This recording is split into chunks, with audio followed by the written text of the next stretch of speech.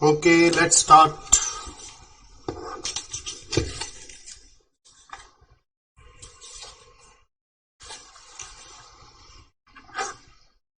चलिए, we are doing leverage. हम पढ़ रहे हैं लिवरेज चैप्टर।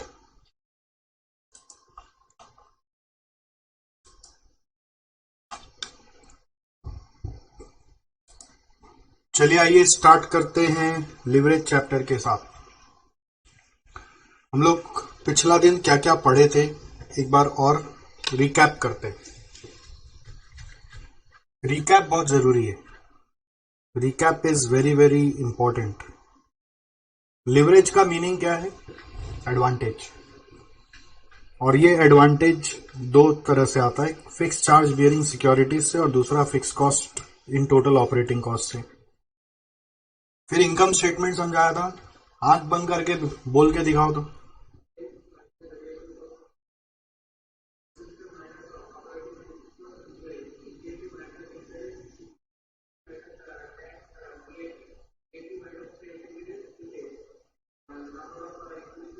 डिवाइड करके ईपीएस, वेरी गुड। अब डीओएल जब निकालते हैं तो it is relation between percentage change in EBIT by percentage change in sales, और डीएफएल में ईपीएस बाय ईबीआईटी। सेल्स निकलता है मुंह से, ठीक है, तो ईपीएस बाय ईबीआईटी है। और डीओएल निकालने का शॉर्टकट क्या है? कंट्रीब्यूशन बाय ईबीआईटी, और EBIT by EBIT minus interest minus PD by 1 minus T. DOL और एमओएस में क्या रिलेशन है? इनवर्स रिलेशन है, वेरी गुड। और डीओएल और पीवीआर में कोई रिलेशन नहीं है, बट फॉर्मूला सिमिलर लगता है। इधर परसेंटेज चेंज है, उधर सिर्फ चेंज है, वेरी गुड। क्या डीओएल का वैल्यू नेगेटिव आ सकता है? आ सकता, नेगेटिव आ सकता है, बट इंटरप्रिटेशन नहीं है नेगेटिव में। नेगेटिव आ सकता है बट इंटरप्रिटेशन नेगेटिव में नहीं होता, इंटरप्रिटेशन पॉजिटिव के हिसाब से होता है, ठीक है। चलो, हम आपको क्वेश्चन 2 और 3 करने दिया था। From the following selected operating data determine the degree of operating leverage and which company has greater amount of business risk and why, ठीक है। Variable expense as a percent of sales are 50% for firm A and 25% for firm B. So सबसे पहले आपको DOL निकालने के लिए दिमाग लगाना है। Solution to question 2, page number dash.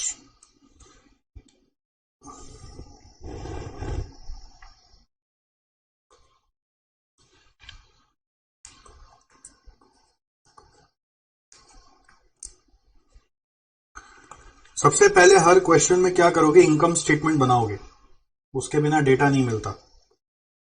ये नोट नंबर 1 है, इनकम स्टेटमेंट। सेल्स 25 लाख और 30 लाख, लेस वेरिएबल कॉस्ट 12.5, 25% है तो 750, कंट्रीब्यूशन 12.5, 2250, लेस फिक्स कॉस्ट है तो 7.5 और 15,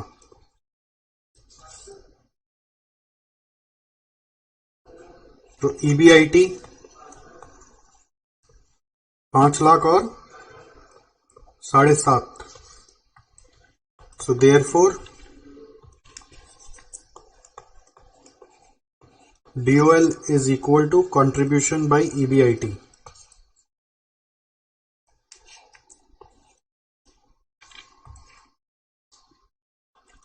So it is 12.5 lakh by 5 lakh, 22.5 lakh by 7.5। हाँ, सो क्वेश्चन में पूछा है कि किसमें बिजनेस रिस्क ज्यादा है।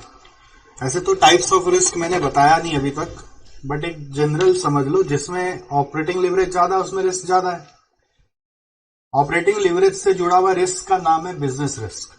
फाइनेंशियल लिवरेज से जुड़ा हुआ जो रिस्क है उसका नाम है फाइनेंशियल रिस्क। दो तरह का रिस्क होता है, वो बताएंगे आज, ठीक है। तो business risk is higher in case of B Limited as it has higher fixed cost.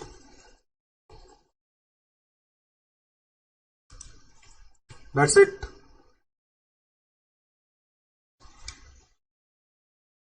यहां पे exercise book number page number लिख रहे हैं ना। नेक्स्ट क्वेश्चन 3, DFL निकालना है, when EBIT and EBT are given and interpret भी करना है। Solution to question 3, DFL is EBIT by EBT.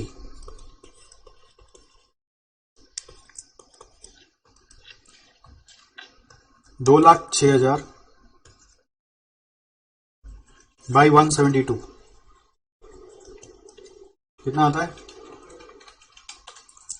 1.19 आ रहा है, 2 बोल सकते हैं। सो इंटरप्रिटेशन बोला है,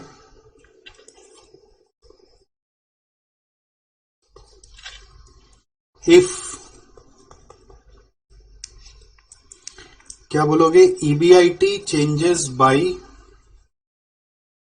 1%, EPS वुड चेंज बाय 1.2%।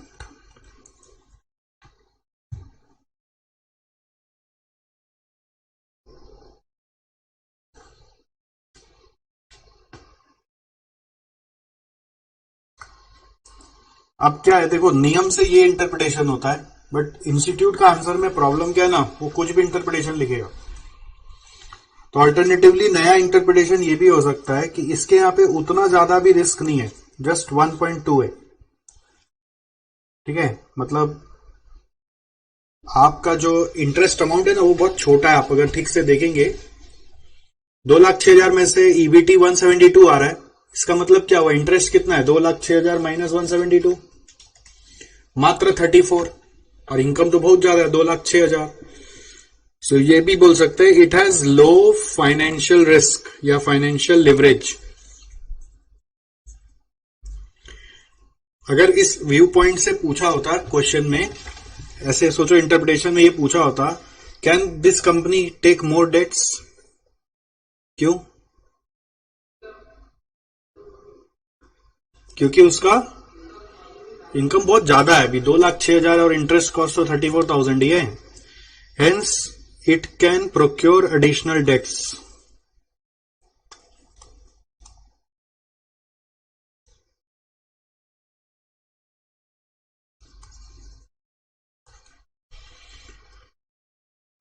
ये इंटरप्रिटेशन सर रिक्वायर्ड है क्या? मेरे हिसाब से रिक्वायर्ड नहीं है, नॉलेज के लिए।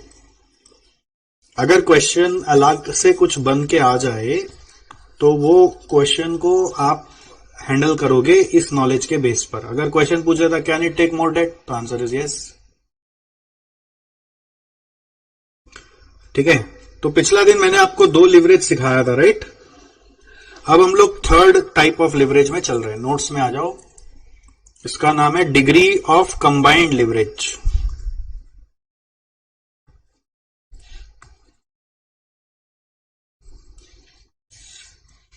Degree of combined leverage.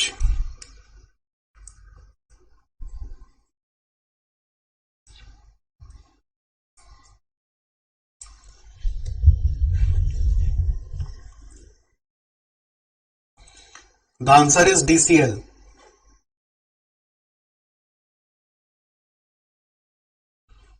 Bracket में लिखना DCL।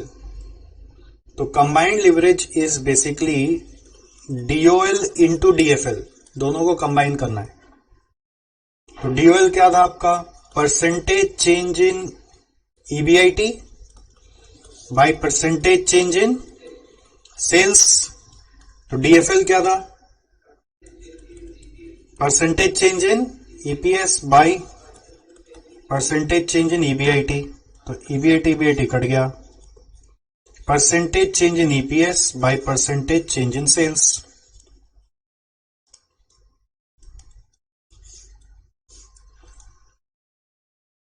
Alright,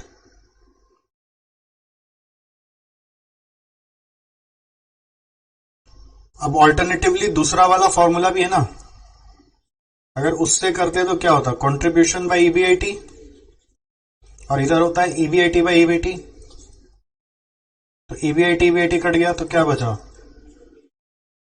contribution by EBT. तो इसको बॉक्स में डाल दो।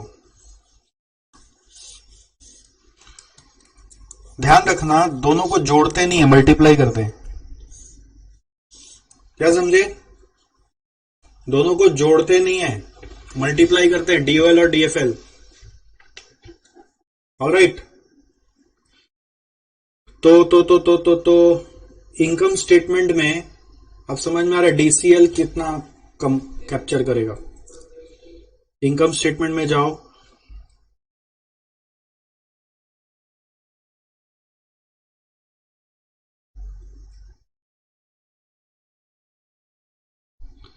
यहां से यहां, ये पूरा को बोलते डीसीएल।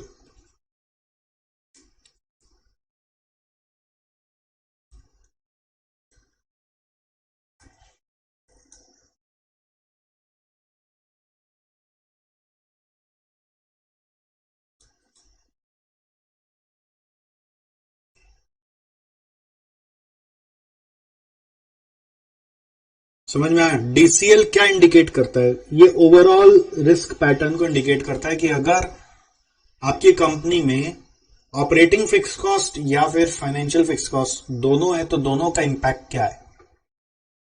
ठीक है, अल्टीमेटली करेक्शन आपको डीसीएल डीएफएल में ही करना है, उधर ठीक कर लोगे तो ये तो जस्ट एक ओवरऑल इंपैक्ट के लिए।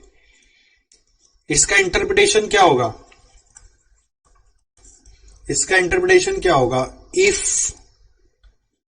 जैसे एग्जांपल के लिए डीसीएल अगर आपका 1.25 है, इसका मतलब क्या होगा, if sales changes by 1%, EPS would change by 1.25%.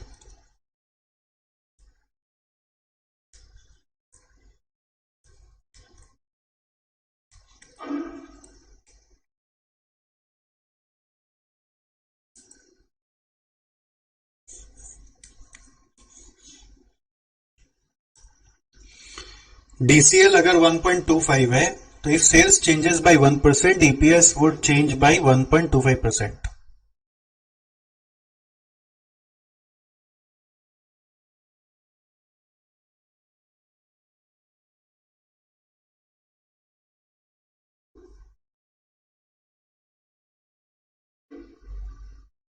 हो गया? Okay, so DOL, DFL, DCL are the three types of leverages basically which can impact the performance of a company. ध्यान रहेगा, these three are the main three types of leverages.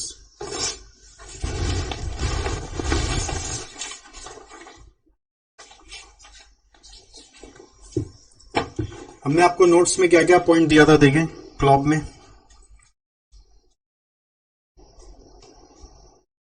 Meaning of leverage हो गया, income statement हो गया, types of leverage हो गया। ठीक है, अब टाइप्स ऑफ लिवरेज के साथ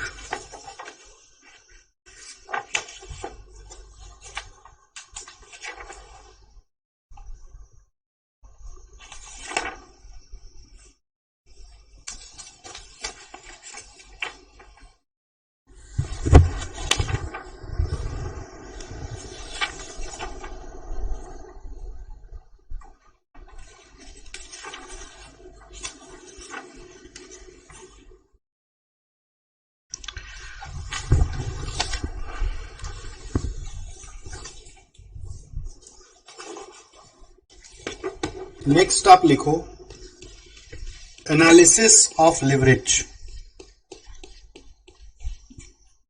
ऐसे तो एक वैल्यू वाइज एनालिसिस समझाया था मैंने आपको, जस्ट एक और एनालिसिस समझा रहा हूं। ये नोट बोल के लिखो, अलग से पॉइंट मत बनाओ इसका।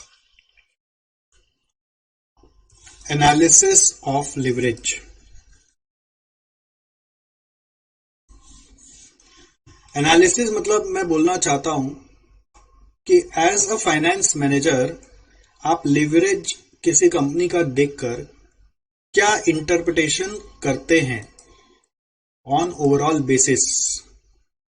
क्या इंटरप्रिटेशन आप करते हैं ऑन ओवरऑल बेसिस, ठीक है। जैसे फॉर एग्जांपल आपको मैं पूछूं कि हमारा डीओएल हाई होना चाहिए कि लो होना चाहिए, डीओएल हाई होना चाहिए कि लो होना चाहिए, हाँ। ये इसलिए एनालिसिस बनाया कि इसका आंसर अगर आप ठीक से नहीं सोचोगे तो कुछ और ही बोल रहे होंगे, ठीक है। तो इसका जवाब क्या है कि डीओएल नॉर्मली हम लोग बोलते हैं लो होना चाहिए। क्यों? क्योंकि क्या होगा, डीओएल अगर लो होने से डीओएल ईबीआईटी का ईबीआईटी पे इफेक्ट देखता है on of change in sales. अब सेल्स का चेंज है ना, हाथ में नहीं होता, it's not in our hands. अभी पेंडेमिक आ जाएगा, तबाह करके सेल्स उड़ जाएगा। तो सेल्स कंट्रोल का चीज नहीं, आप जितना ही सेल्स फोरकास्ट कर लीजिए, we can't control it, it's not complete in our hands. तो सेल्स कभी भी फ्लक्चुएट करेगा ही, sales is a fluctuating variable. अगर सेल्स फ्लक्चुएट करेगा तो आपको बड़ा झटका लग जाएगा ईबीआईटी के ऊपर, अगर आप ऑपरेटिंग फिक्स कॉस्ट ज्यादा रखेंगे तो। समझ में आया? तो ये जिसका ऑपरेटिंग फिक्स कॉस्ट हाई होता है, अगर ये हाई होगा तो क्या होगा, ऑपरेटिंग फिक्स कॉस्ट हाई होगा, तो उसके कारण क्या होगा, ब्रेक इवन भी हाई पे होगा। ब्रेक इवन सेल्स करना पड़ेगा ज्यादा, ब्रेक इवन हाई होगा, हाई ब्रेक इवन आएगा। हाई ब्रेक इवन मतलब अगर सेल्स गड़बड़ हुआ तो बहुत भयानक नुकसान लग जाएगा। समझ में आया? तो this is the problem with DOL. Similarly अगर डीओएल लो है तो बहुत फायदा है, लेकिन at the same time leverage effect कम मिलेगा। तो लो का सेल्स चेंज होने से इफेक्ट कम आएगा, लेकिन आपको बहुत ज्यादा सेल्स आने से बहुत ज्यादा फायदा नहीं होगा। बट फिर भी डीओएल हम लोग बोलते हैं लो इज प्रेफर्ड। उसी तरह से डीएफएल के लिए क्या बोलेंगे, डीएफएल के लिए क्या बोलेंगे, क्या लगता आपको? हाँ, डीएफएल आपको ट्रेडिंग ऑन इक्विटी समझाया था ना, जितना हाई होगा उतना ज्यादा इक्विटी शेयर होल्डर को फायदा मिलेगा, क्योंकि उनका कम रुपया लगेगा और बिजनेस में रिटर्न ज्यादा बचेगा। तो एक तरह से इक्विटी शेयर होल्डर के लिए बहुत फेवरेबल है, बट वो फिर भी हाई रखा जा सकता है। क्यों पता है? क्योंकि उसमें जो दो वेरिएबल है ना, वो है ईबीआईटी और ईपीएस। ईबीआईटी कंप्लीटली बाहर पे डिपेंडेंट नहीं है। अगर डीओएल मेंटेन किया ना तो उसके कारण ईबीआईटी अपने आप कंट्रोल हो जाएगा, और ईबीआईटी कंट्रोल हो जाएगा तो डीएफएल थोड़ा हाई रखने में भी कोई प्रॉब्लम नहीं। तो DFL high is favourable for equity share holders, but the problem is risk तो है, डबल एज स्वॉर्ड याद है। और डीसीएल हमेशा लो ही होना चाहिए, ओवरऑल रिस्क कंजर्वेटिवली हमेशा लो ही होना चाहिए, ठीक है। DCL should always be low. But anyway, हम लोग इसको कैसे इंटरप्रेट कर रहे हैं, आप एक टेबल बना लीजिए। इधर लिखिए डीओएल, इधर लिखिए डीएफएल, और इधर लिखिए कमेंट्स।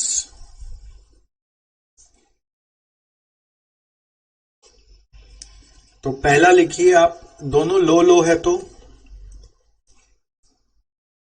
दोनों लो है तो ये बेस्ट है।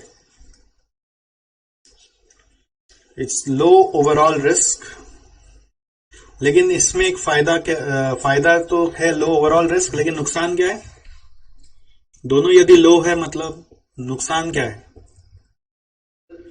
नो लिवरेज एडवांटेज, है ना, no leverage effect, no trading on equity, क्योंकि डीएफएल भी लो है तो ट्रेडिंग ऑन इक्विटी भी आप नहीं किए। ट्रेडिंग ऑन इक्विटी आपको मैंने इंट्रोडक्शन में समझाया था। सेकेंड पॉइंट, दोनों हाई हाई है तो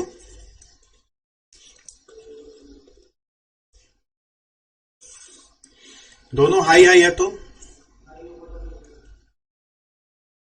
हाई ओवरऑल रिस्क, ठीक है, वेरी रिस्की पोजीशन, ठीक है, वेरी रिस्की कॉम्बिनेशन, तो ये अवॉइड ही करना चाहिए। थर्ड, ये हाई है ये लो है तो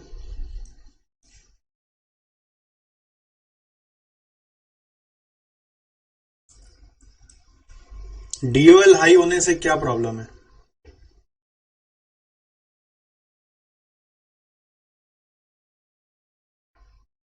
हाई होगा मतलब high fix operating fix cost, high operating fix cost होने से क्या होता है? There will be, if slight fluctuation in sales occurs,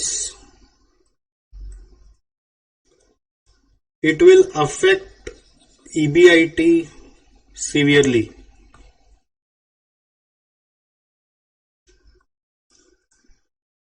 समझ में आया? If slight fluctuation in sales occurs, it will affect EBIT severely. और डीएफएल भी लो है तो मतलब नो ट्रेडिंग ऑन इक्विटी, तो इसलिए इसको भी बोलते हैं नॉट अ गुड कॉम्बिनेशन।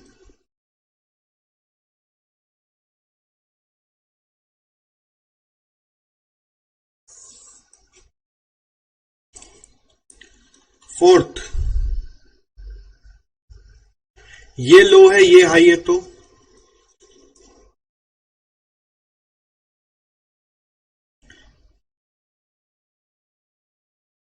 अच्छा, इसमें एक और पॉइंट लिखना था, moderate total risk, moderate total risk, total risk moderate रहेगा, क्यों बोलो? क्योंकि एक हाई है दूसरा लो है तो काउंटर बैलेंस कर गया तो बच जाओगे। अब ये लो और हाई है तो हम लोग बोलेंगे मॉडरेट टोटल रिस्क, मतलब दोनों मॉडरेट है, but this is a very good combination, very good combination, क्यों बोलो?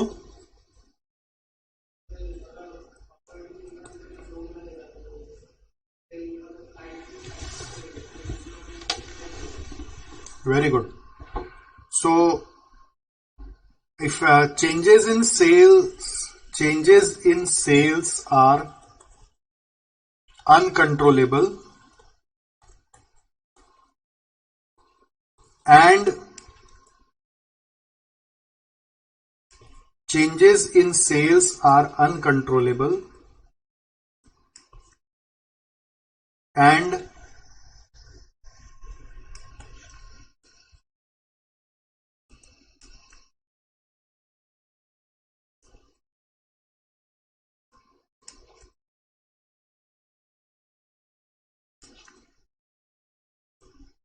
changes in sales are uncontrollable and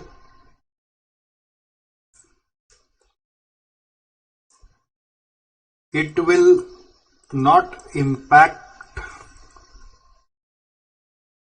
EBIT severely.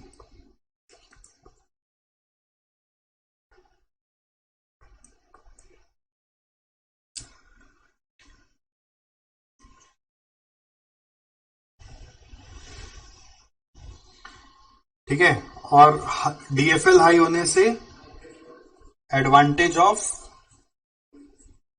Trading on equity,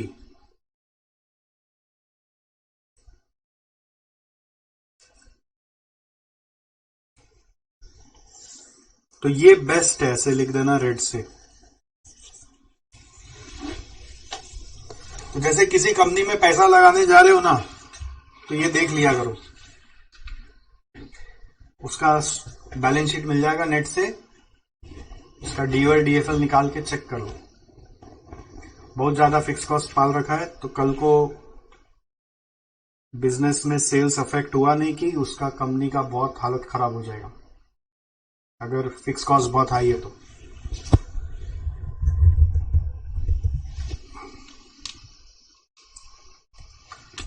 clear है? लिख लिया पूरा? चलो वेरी गुड। एक और कॉन्सेप्ट होता है, ये आपका ऐसे इस चैप्टर में नहीं भी आ सकता है, बट फिर भी मैं पढ़ा दे रहा हूं। Relationship between DOL and beta, क्योंकि बीटा अभी तक आप पढ़े नहीं है मेरे साथ, तो मेरे को थोड़ा सा बीटा समझाना पड़ेगा, फिर आप डीओएल समझोगे। बीटा क्या होता है? बीटा सुने?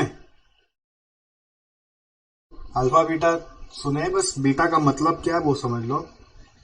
बीटा एक्चुअली अपने फाइनेंस में इंडिकेट करता है परसेंटेज चेंज इन सिक्योरिटी या फिर कंपनीज रिटर्न। सिक्योरिटी मतलब होता है कंपनी का इक्विटी शेयर का रिटर्न,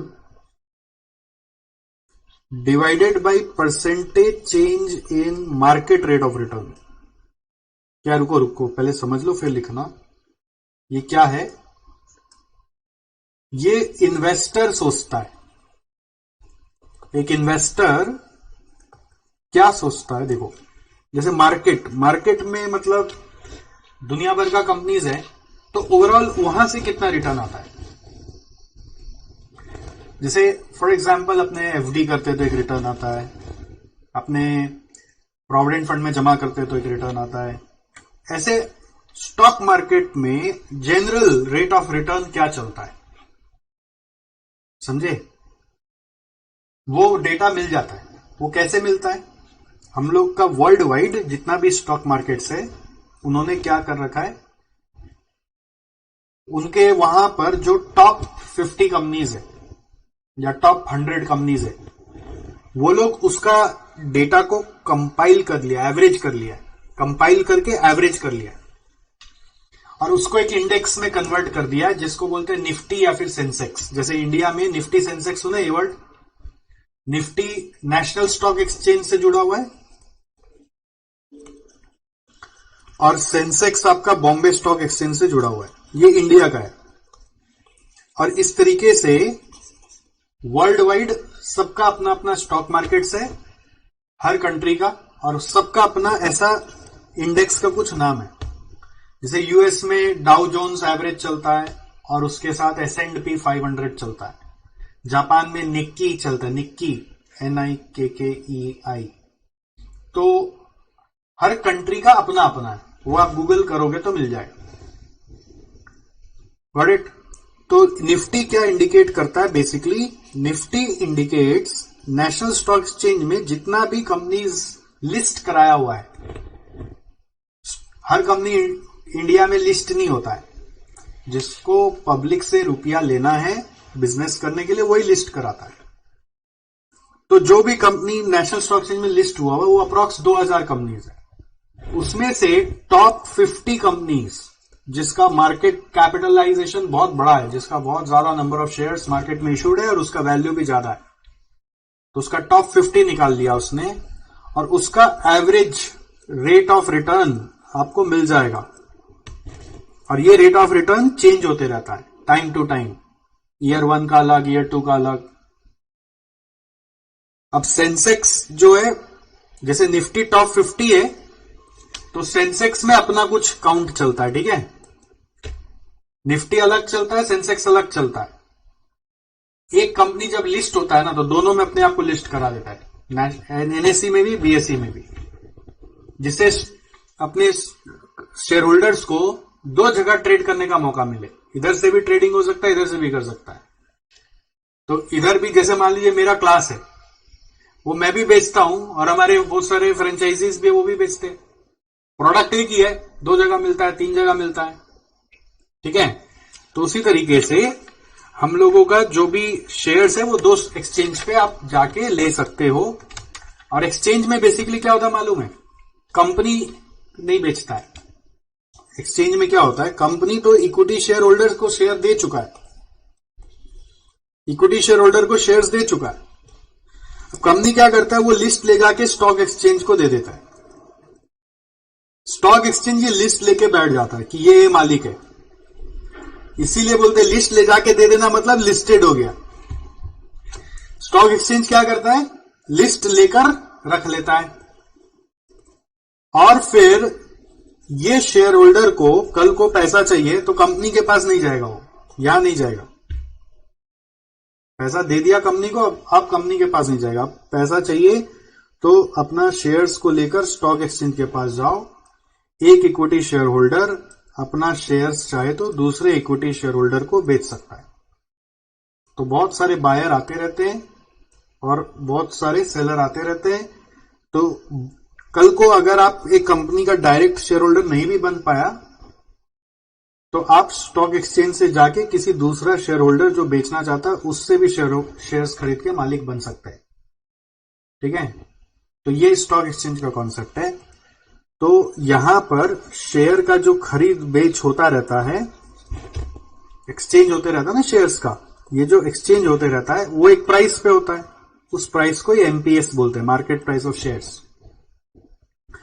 नॉर्मली उसको लास्ट ट्रेडेड प्राइस बोलते हैं, LTP, last traded price. Trading का लास्ट जो हुआ था उसका प्राइस। कहते हैं कि ये जो प्राइस है, दिस रिफ्लेक्ट्स कंपनीज परफॉर्मेंस। जो कंपनी अच्छा परफॉर्म करेगा उसका प्राइस ज्यादा होगा, जो कंपनी खराब परफॉर्म करेगा उसका प्राइस कम हो जाएगा। However there are some external effects also which govern this. जैसे मान लीजिए वही पेंडेमिक आ जाएगा अगर, या कहीं गवर्नमेंट क्रैश हो जाए, कहीं वॉर छिड़ जाए, तो उस समय इक्विटी शेयर होल्डर अपना बचाव के लिए, irrespective of what company is doing, अपना बचाव के लिए शेयर्स बेच के अपना पैसा इकट्ठा करके चला जाता है। ठीक है, जिससे कि उसको लगता है कि मेरा रुपया एक बार बचा रहे मेरे पास, मैं फिर आ जाऊंगा शेयर्स खरीदने के लिए। राइट, तो ये एमपीएस जो चेंज होते रहता है, फ्लक्चुएट होते रहता है, ये बहुत सारा कारण से फ्लक्चुएट होता है। तो वो फ्लक्चुएशंस को यहां पे निफ्टी टॉप 50 कंपनीज का कैप्चर कर रहा है। समझे, निफ्टी क्या कर रहा है, टॉप 50 कंपनीज का कैप्चर करे जा रहा है।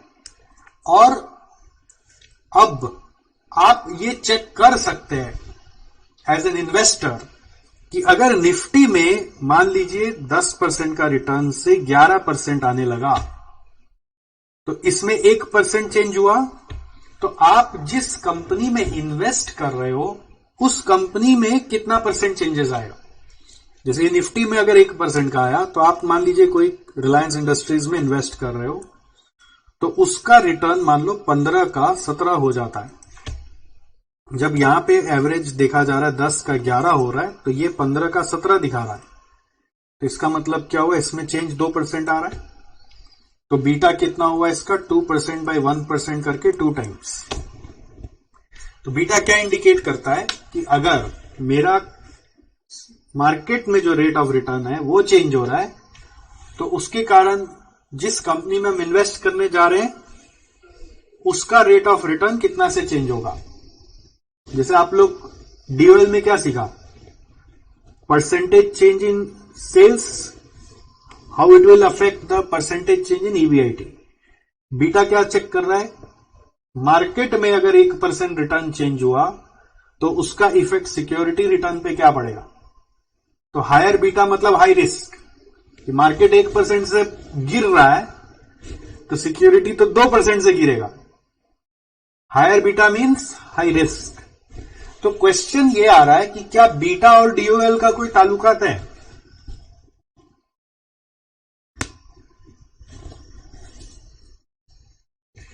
सर कहां से कहां ले आए आप हम लोग को।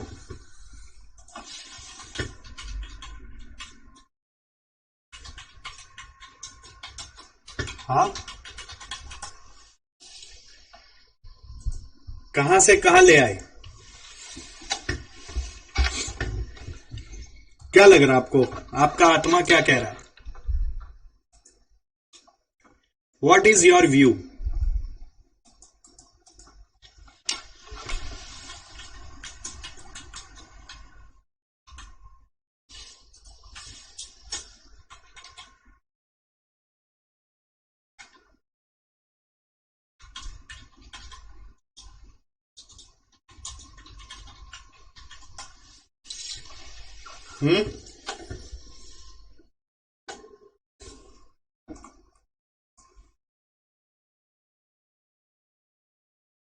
अच्छा, एक चीज सोचो, क्यों सिक्योरिटी में रेट ऑफ रिटर्न छलांग मारा, 2% क्यों हो रहा है?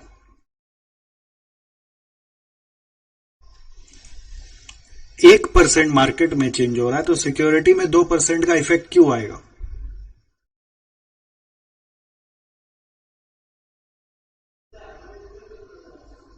हम्म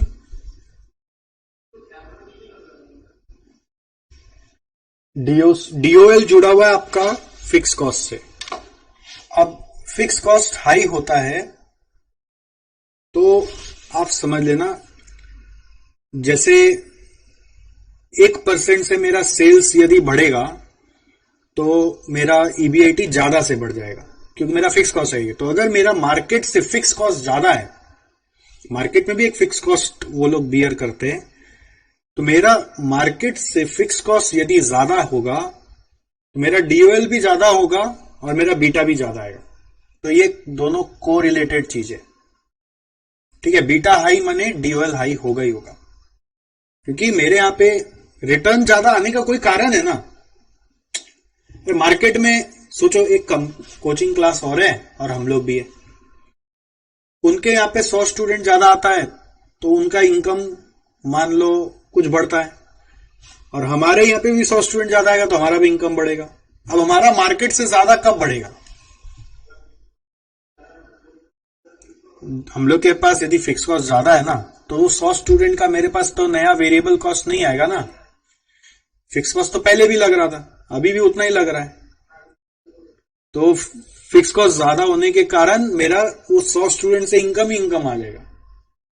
अब मान लीजिए दूसरा जो मार्केट में है वो लोग का फिक्स कॉस्ट कम है, मार्केट में फिक्स कॉस्ट यदि कम है तो उनका सेल्स यदि 100 आएगा तो उनका वेरिएबल कॉस्ट ज्यादा आ जाएगा। समझ में आया? क्योंकि उनका फिर इनकम कम आएगा। मेरे पास फिक्स कॉस्ट ज्यादा है तो इसका मैंने एक इंप्लीकेशन समझाया था ना, फिक्स कॉस्ट ज्यादा होता है तो मेरा वेरिएबल कॉस्ट तो कम होता है ना। दोनों ज्यादा नहीं होता, फिक्स कॉस्ट भी ज्यादा वेरिएबल कॉस्ट भी ज्यादा नहीं होता। फिक्स कॉस्ट ज्यादा है तो वेरिएबल कॉस्ट मेरा कम है, तो इसका मतलब कॉस्ट ज्यादा आएगा तो मेरे पास इनकम ज्यादा बचेगा। राइट, चलो पहले लिखो बीटा, ये वाला पूरा बात लिखो।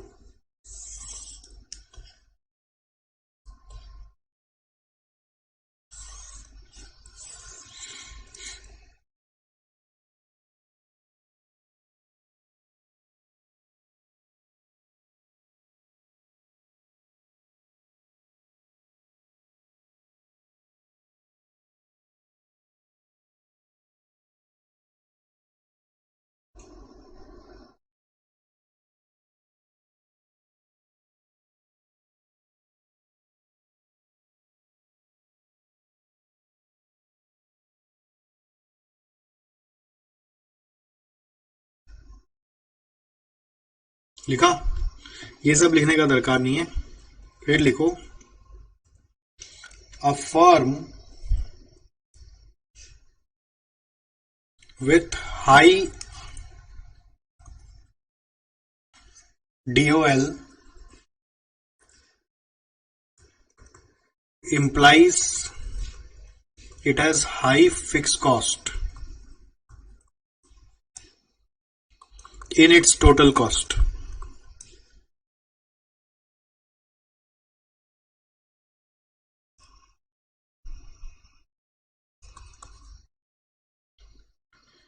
Therefore,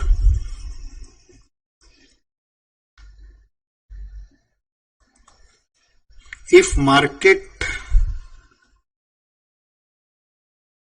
return changes,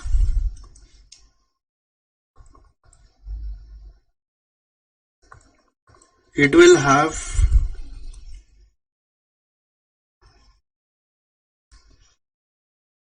greater impact on this firm.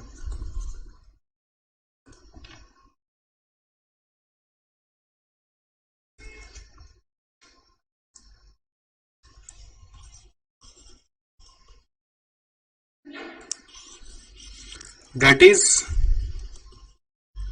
a firm with high DOL will have high beta.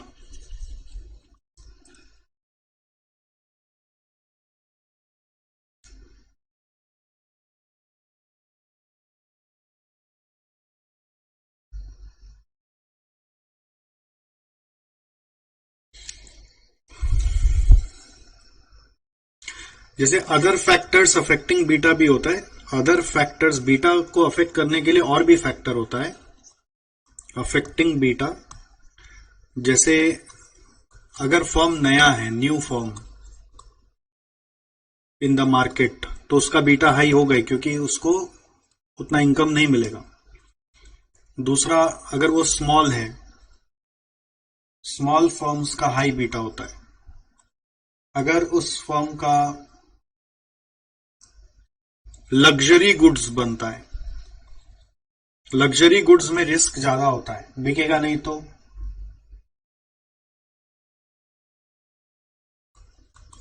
कोई गुड्स है जो हाई प्राइस है, तो हाई प्राइस गुड्स का बीटा भी ज्यादा होता है।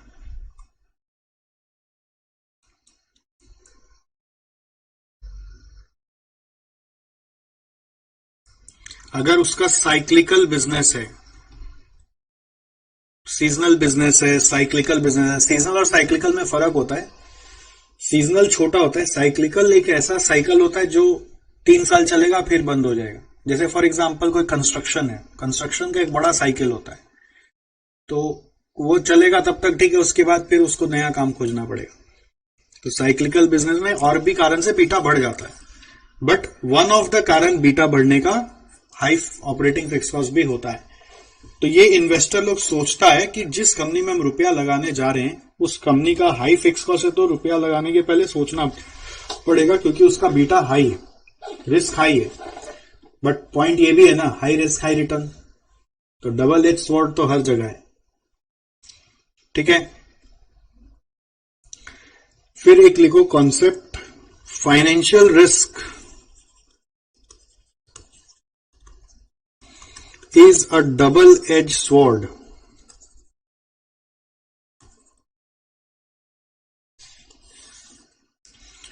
Financial risk is a double-edged sword.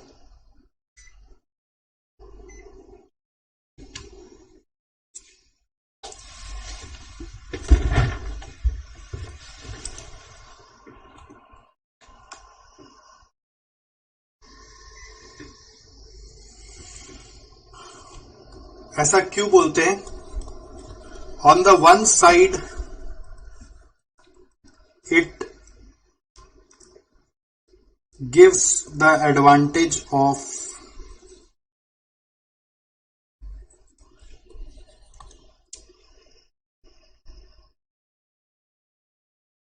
Financial risk, मतलब डीएफएल लिख लेना ब्रैकेट में यहां पे। On the one side it gives the advantage of extra returns to equity shareholders,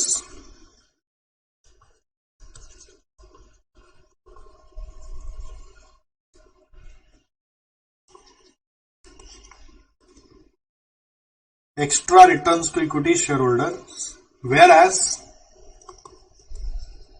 it can also result into negative earnings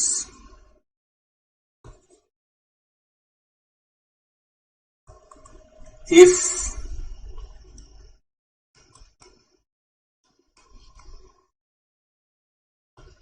there is a low volume of business.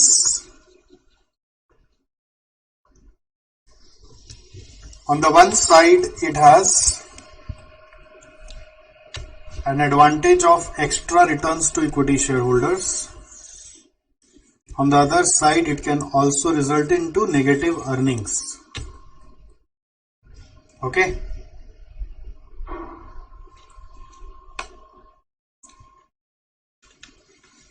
Next point number कितना होगा बोलो? ये note में ही आ गया सारा. Note 1 analysis, note 2 relationship, note 3 double edge sword.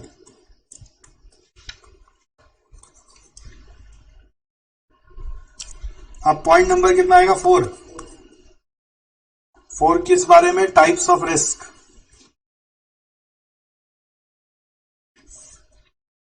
Fourth लिखो types of risk.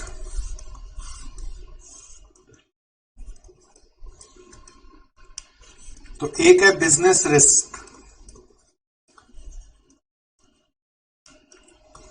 इसका दूसरा नाम है ऑपरेटिंग रिस्क,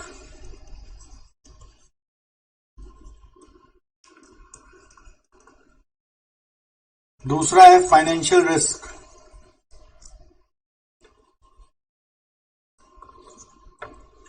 तीसरा है overall risk,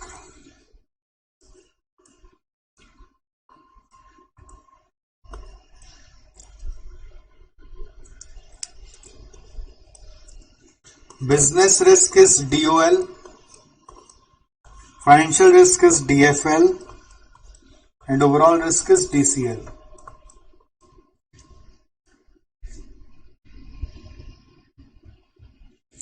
So this is connected with operating fixed cost, this is connected with financial fixed cost, and this is connected with total fixed cost.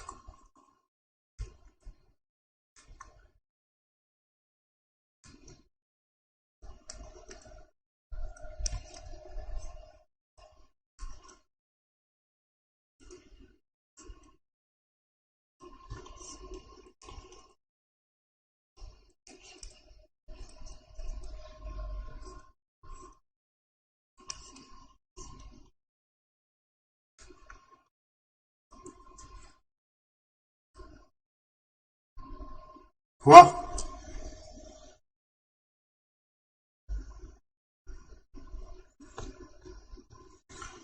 Fifth लिखो types of break even.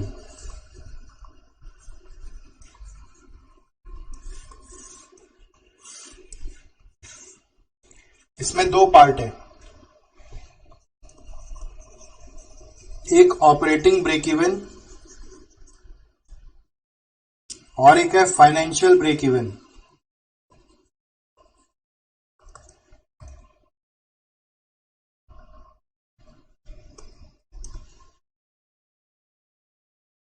Operating break even का मतलब क्या है?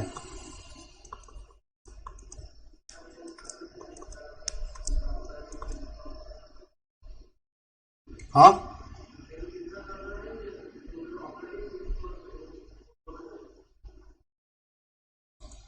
Operating break even point का मतलब है ऐसा sales where हम लोग बोल सकते हैं प्रॉफिट इज जीरो. ये आपको याद है, प्रॉफिट इज जीरो, यानी कि आप बोल सकते हैं ईबीआईटी जीरो. प्रॉफिट मतलब हम लोग का ईबीआईटी है. ये मार्जिनल कॉस्टिंग में सीखता था, बट इधर क्या बोलोगे? प्रॉफिट के जगह ईबीआईटी. इसका मतलब क्या था कि जो कंट्रीब्यूशन है उससे ऑपरेटिंग फिक्स कॉस्ट रिकवर हो जाए. याद आ रहा है? इसको निकालते कैसे थे? कैसे निकाला जाता था ये?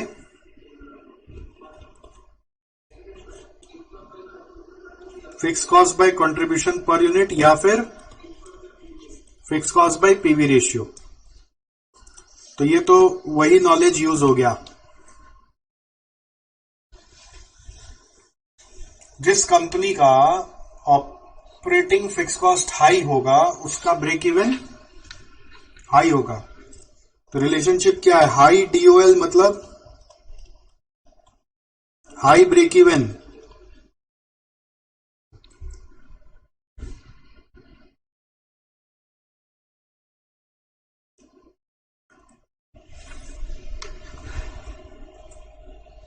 हाई ब्रेक इवन या हाई डीओएल कब फेवर करेगा आपको? Very good. Favourable in case of high sales demand.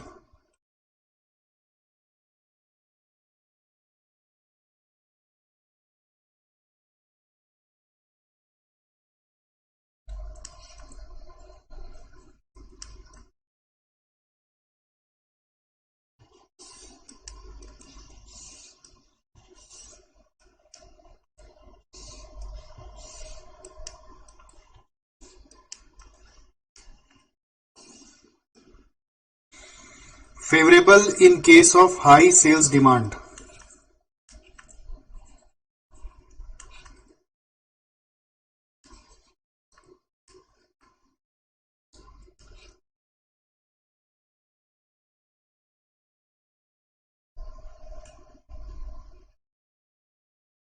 हुआ. फाइनेंशियल ब्रेक इवन में आएंगे तो इसका ब्रेक इवन का मतलब क्या है? ये बोलते हैं हम लोग EBIT where EPS is 0.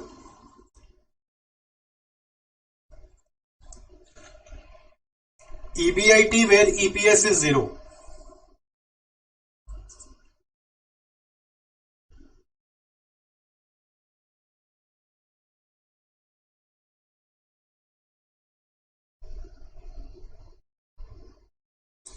So इसका मतलब क्या है?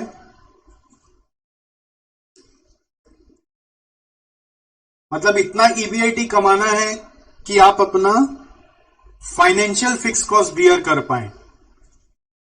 EBIT to recover the financial fix cost.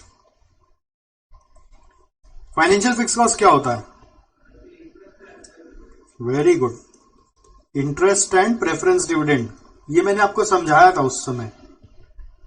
तो इंटरेस्ट पे करने के लिए कितना कमाना पड़ेगा और प्रेफरेंस डिविडेंड पे करने के लिए? Very good. इंटरेस्ट पे करने के लिए जितना इंटरेस्ट है उतना ही कमाना पड़ेगा और प्रेफरेंस डिविडेंड पे करने के लिए प्रेफरेंस डिविडेंड बाय 1 - t कमाना पड़ेगा.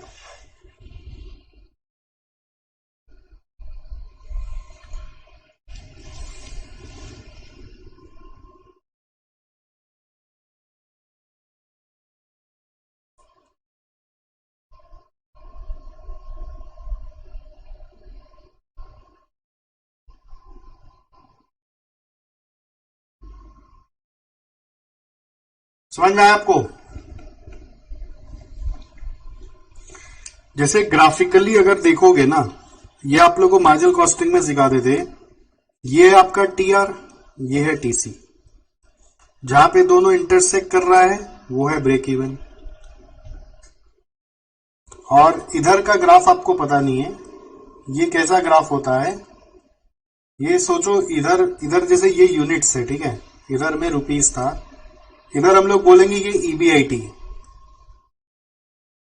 और इधर ईपीएस है. तो ईबीआईटी ईपीएस से फाइनेंशियल लिवरेज जुड़ा हुआ है ना, तो उसी से फाइनेंशियल ब्रेक इवन जुड़ा हुआ है. तो अगर ईबीआईटी 0 होता है ना, अगर आपके यहां पे फाइनेंशियल फिक्स कॉस्ट है तो ईपीएस नेगेटिव हो जाएगा. और धीरे धीरे जैसे जैसे ईबीआईटी बढ़ेगा वैसे वैसे ईपीएस आपका बढ़ता जाएगा. तो एक पॉइंट आएगा जहां पर मान लो ये ग्राफ ऐसे कट करके निकल जाएगा. ये यहां पर जो इंटरसेक्शन है, ये इंटरसेक्शन को आप देखेंगे, ये आप समझिए आपका ईपीएस कर्व है. तो यहां पे ईपीएस कितना आ रहा है? यहां पे ईपीएस 0 आ रहा है. तो जहां पे ईपीएस 0 आ रहा है उस ईबीआईटी को फाइनेंशियल ब्रेक इवन बोलते हैं. ये ग्राफ मैंने ऐसा भी बनाया.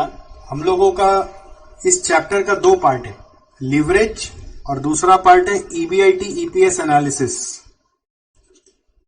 ईबीआईटी और ईपीएस का एनालिसिस, उसका एक पार्ट अभी टच कर दिया टाइप्स ऑफ ब्रेक इवन बोलकर, क्योंकि उसका पढ़ाई यहां पे कनेक्टेड में हो चुका है. बना लो ग्राफ जस्ट नॉलेज पर्पस के लिए.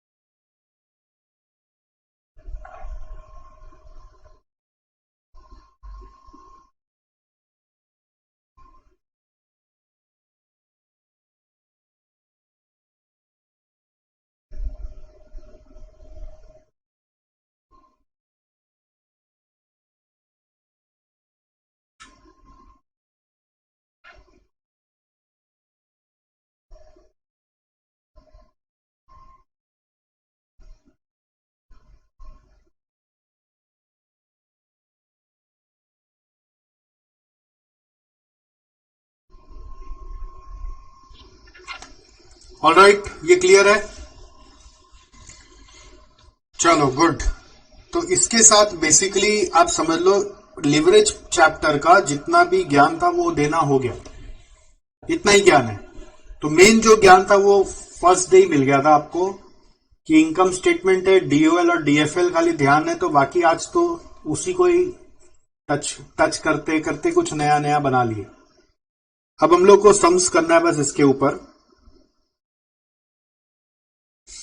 हर सम को करने का एक तरीका होता है कि आप पहले इनकम स्टेटमेंट बनाएंगे, सेल्स से लेकर जितना दूर तक जा सकते हैं वहां तक चले जाएंगे, उसके बाद जो कैलकुलेट करना है करेंगे।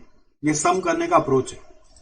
चाहो तो इसको भी कॉपी में लिख सकते हो आप कि अप्रोच ऑफ सॉल्विंग क्वेश्चन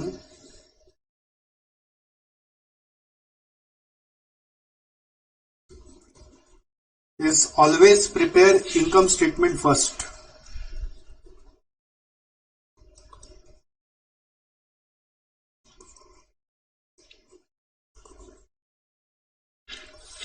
फिर जो रिक्वायर्ड है वो कर लो, ठीक है? ये नॉलेज के लिए रख लिया बस। अब क्वेश्चन 4 देखो आप, यहां पे सेल्स दिया हुआ है,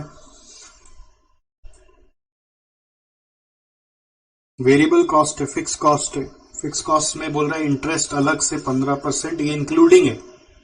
तो देयरफॉर ऑपरेटिंग फिक्स कॉस्ट कितना होगा? इंटरेस्ट 15% यदि इंक्लूड किया हुआ है इसमें, तो 1.5 लाख इंक्लूड किया हुआ है, तो 250 ऑपरेटिंग फिक्स कॉस्ट होगा। कैलकुलेट करना operating, financial and combined leverage करो।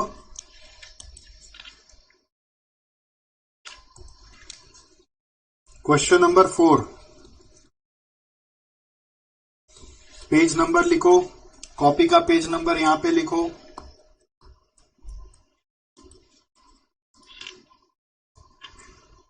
पहला नोट 1 इनकम स्टेटमेंट बना दो।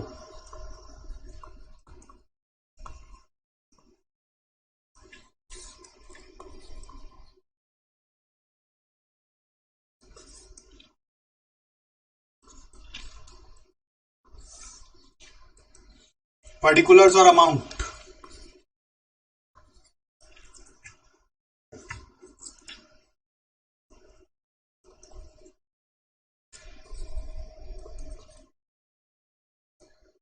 Sales 20 lakh, variable cost 14 lakh, contribution 6 lakh,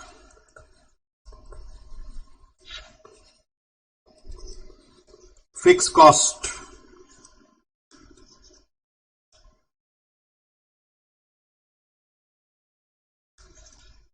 वो आ रहा है 4 lakh minus 15% of 10 lakh,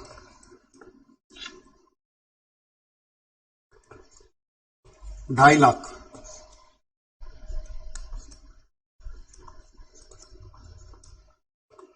EBIT कितना आ रहा है?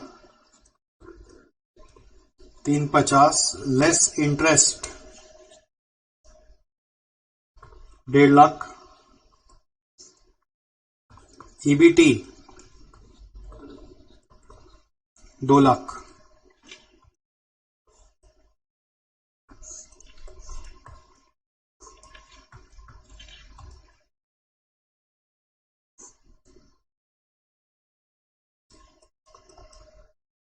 और नीचे जा नहीं पा रहे तो बस अब लिवरेज निकालो। डीओएल, डीओएल कैसे आता है?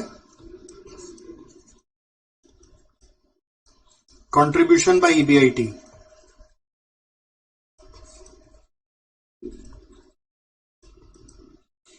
छह लाख बाई 3.5 लाख कितना आता है? 1.771 डीएफएल। ईबीआईटी बाई ईबीटी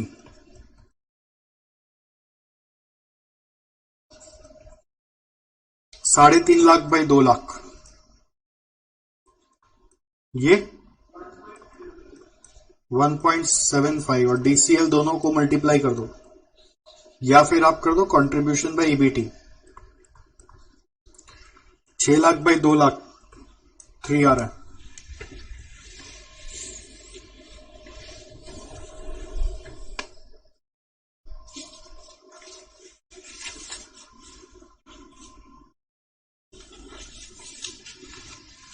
हुआ?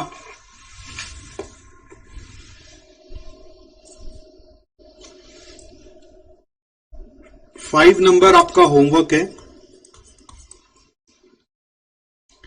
6 नंबर 6 करके दिखाओ, क्या बोल रहे हैं? From the following data calculate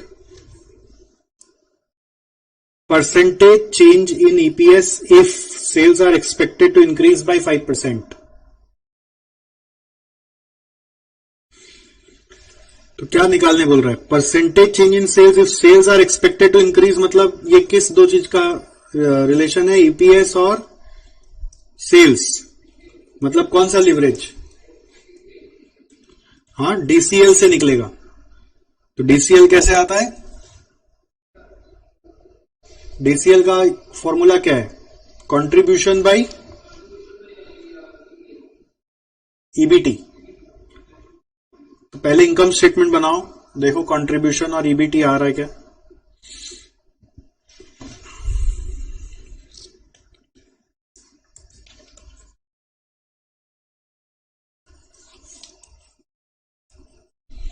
पूरा प्रॉपर लिखो। क्वेश्चन 6 पेज नंबर डैश, ये साइड में नहीं लिखना है यहां पर क्वेश्चन 6 वगैरह। ध्यान दो आपको क्या बता रहे हैं, जो बोल रहे हो उसको फॉलो करो। रेड ब्लू ब्लैक फॉलो करो। Red pen blue pen black pen चाहिए मेरे को।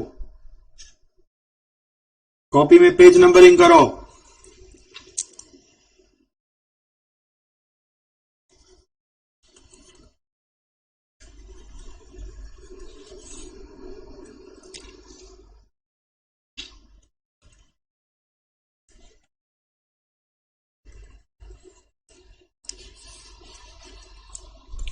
हम लोग को कंट्रीब्यूशन से जाना पड़ेगा ना, तो कंट्रीब्यूशन मालूम नहीं है। लेस फिक्स कॉस्ट मालूम है 6 लाख बाई ईबीआईटी, उससे आ रहा है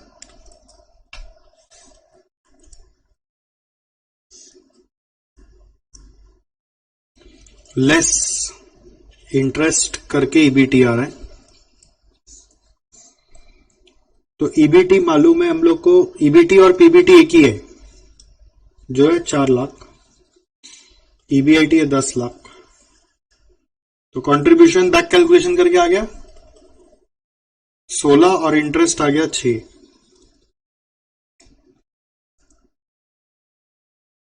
हुआ?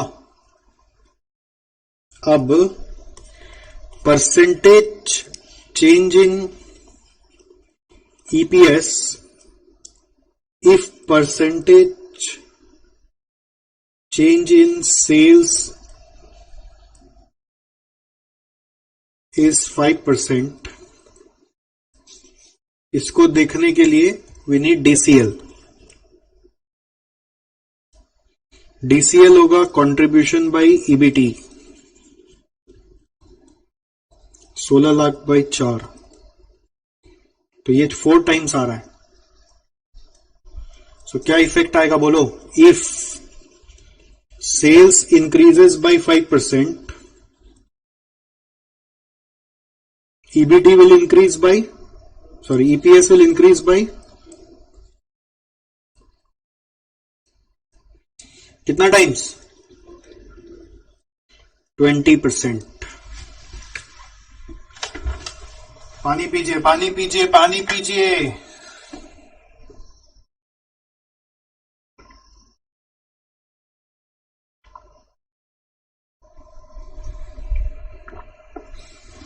हर 3 घंटा में एक बोतल खाली हो जाना चाहिए। मतलब ये भी एक गोल है पढ़ाई करते समय। 3 घंटा हुआ नहीं कि एक बोतल खाली हुआ कि नहीं।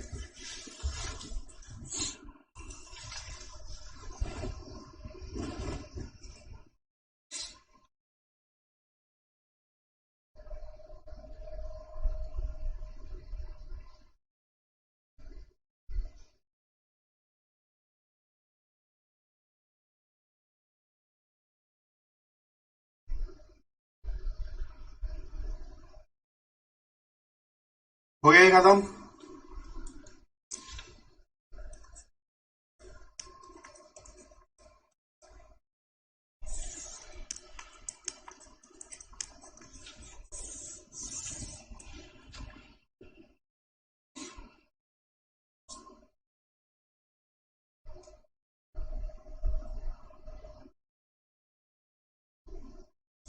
आगे बढ़े।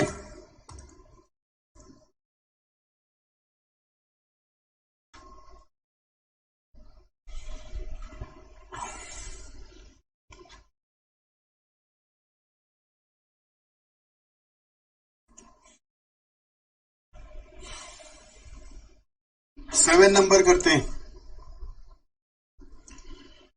Operating income of hypothetical limited is 186। Okay, इसका मतलब क्या हुआ?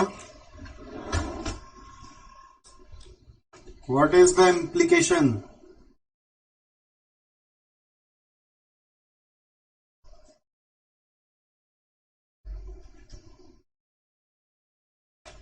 ऑपरेटिंग इनकम माने क्या होता है? ईबीआईटी। It pays tax 35%।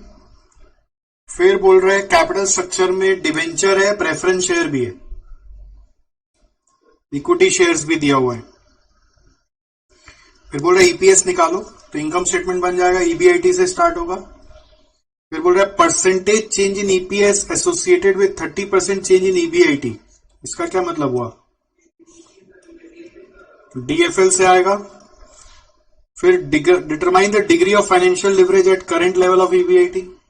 तो पहले ये करके ये आ जाएगा, पहले ये कर लेना फिर ये कर लेना, ठीक है। या फिर ऐसा भी हो सकता है कि आप जैसे ईपीएस कितना होगा तो 30% ईबीआईटी चेंज करना है ना, तो एक और तरीका होता है, इसको डीएफएल से भी कर सकते हो आप सेकेंड पार्ट को। या फिर आप क्या कर सकते हो ना, ईबीआईटी 186 दिया हुआ है, उसको 30% से बढ़ा दो और फिर से नया ईपीएस निकाल लो, ऊपर से वापस नया इनकम स्टेटमेंट बना लो। समझ गए? न्यू इनकम स्टेटमेंट बना सकते हो विथ न्यू ईबीआईटी। शॉर्टकट तो यही वाला है, बट आप बता रहा हूं कि ये भी कर सकते हो। फिर what additional data do you need to compute operating as well as combined leverage? क्या चीज नहीं मिला आपको? हाँ,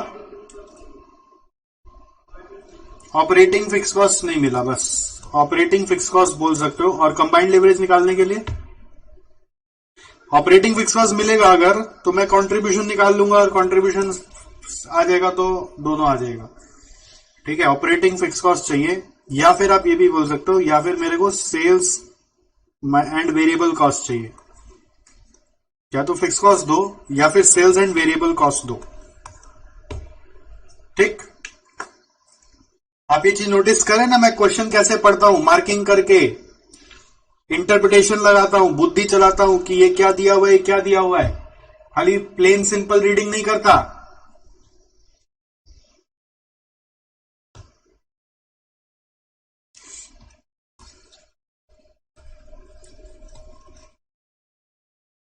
आ जाओ, question 7 page dash.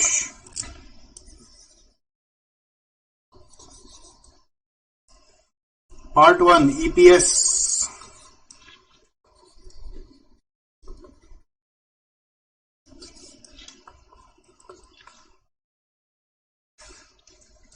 Particulars are rupees.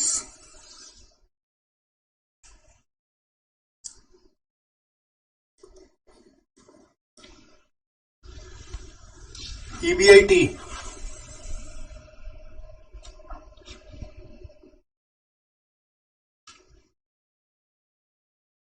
EBIT कितना रुपया है? 186 लेस इंटरेस्ट।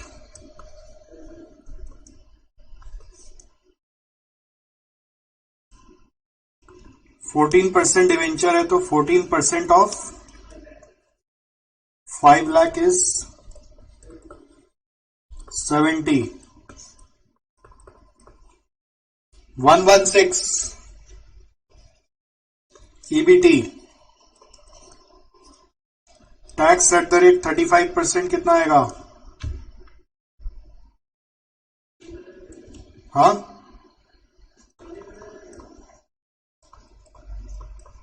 40,600 माइनस करके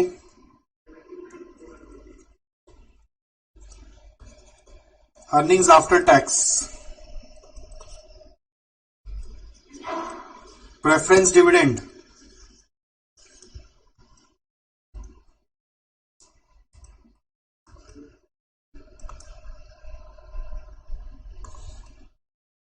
एक लाख का 15%,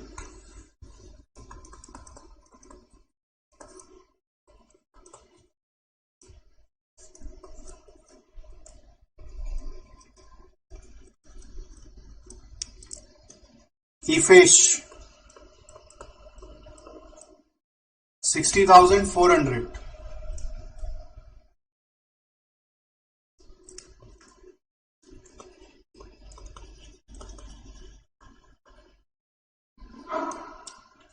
नंबर ऑफ इक्विटी शेयर्स,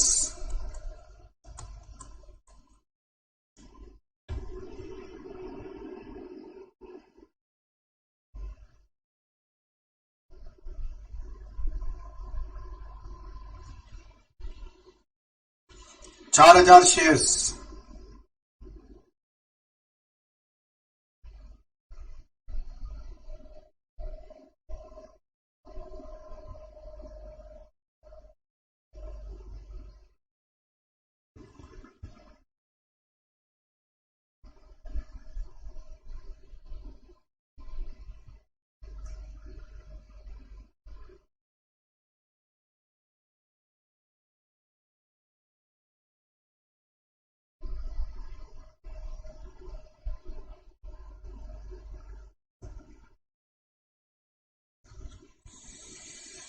तो 60,400 बाई 4,000 करके क्या आ रहा है 15.1।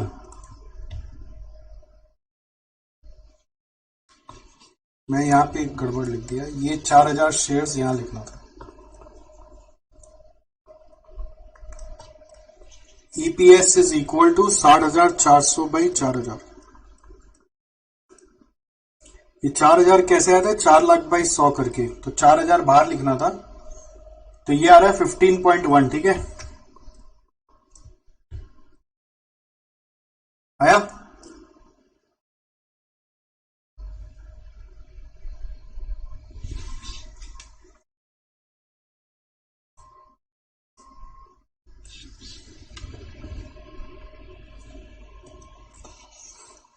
सेकेंड पार्ट क्या बोल रहे हैं,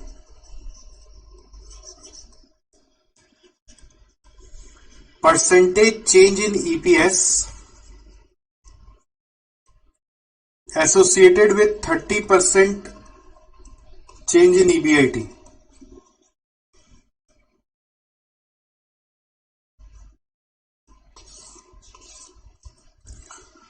तो अपने डीएफएल से कर लेते हैं। डीएफएल कितना होगा,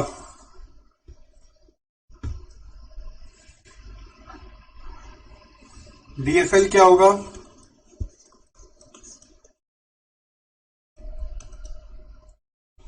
EBIT by EBT, EBIT by, यहां पे एक्चुअली ईबीटी नहीं होगा बिकॉज यहां पर रेफरेंस डिविडेंड भी दिया हुआ है ना, तो क्या होगा EBIT by EBIT minus interest minus PD by 1 minus T. चलो इसको सॉल्व करो। EBIT by EBIT by EBT नहीं होगा, EBIT by EBIT minus interest minus preference dividend by 1 minus T.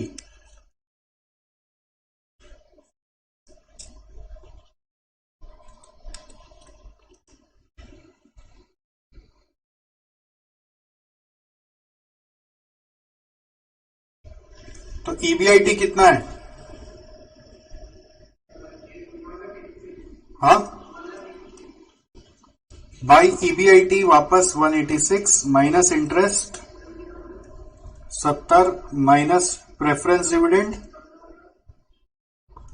15,000 by 1 minus 0.35।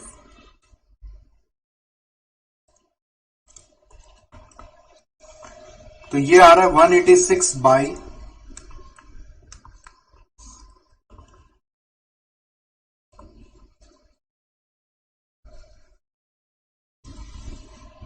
कितना आ रहा है?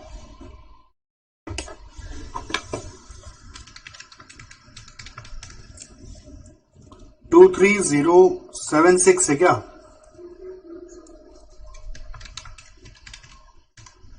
077।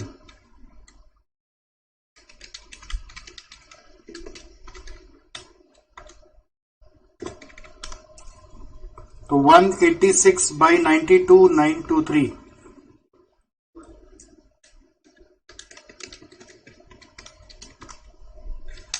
तो 2.0016 आ रहा है, तो आप 2 बोल सकते हैं अप्रॉक्स।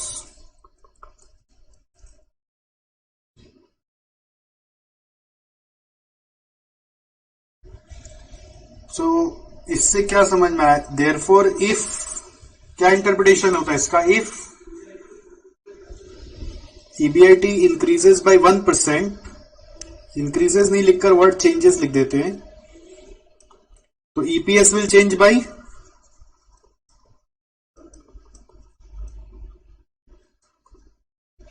2%। तो देयरफॉर क्वेश्चन में क्या बोला? If EBIT changes by 30%, EPS will change by 30 into 2 is equal to 60%.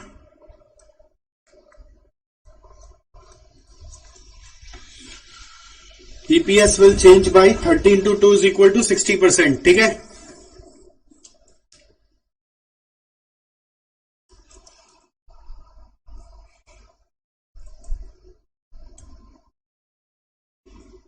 Alright.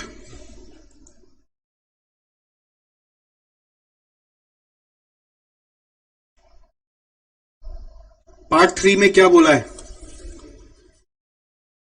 Part 3 में बोला है डीएफएल बताओ, तो वो आ चुका है 2 टाइम्स। पार्ट 4 में क्या बोला है? Additional data for DOL and DCL.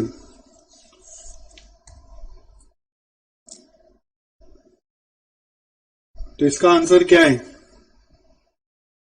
Operating fix cost दे दो या फिर सेल्स एंड वेरिएबल कॉस्ट दे दो।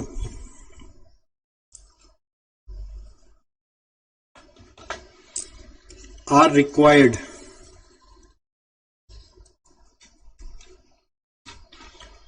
एफएम में बहुत मजा आता है, फटाफट होता है, छोटा छोटा सम्स होता है और फटाफट होता है।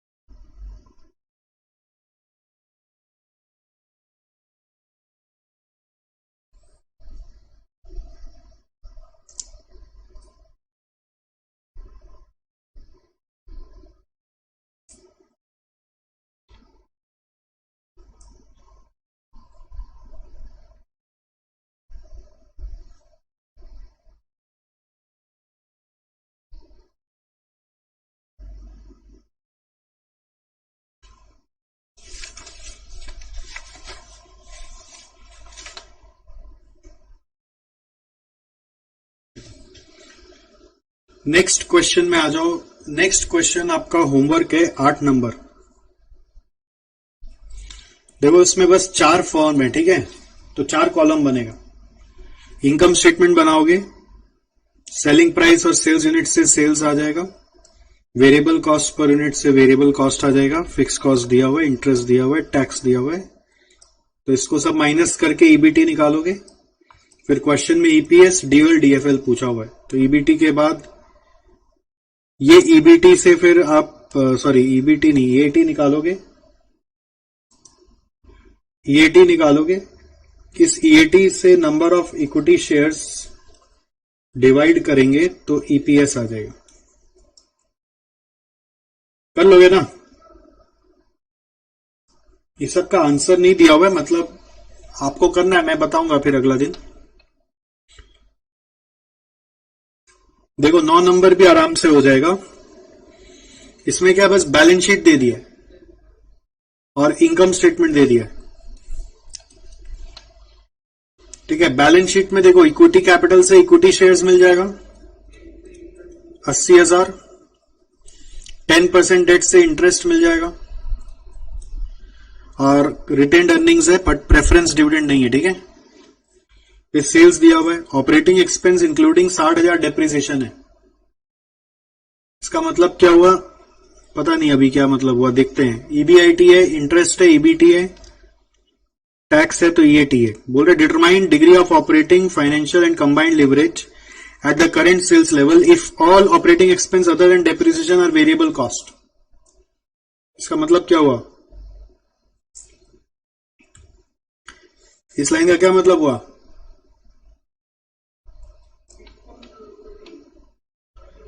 of all operating expense other than depreciation are variable, मतलब वेरिएबल कॉस्ट कितना हुआ,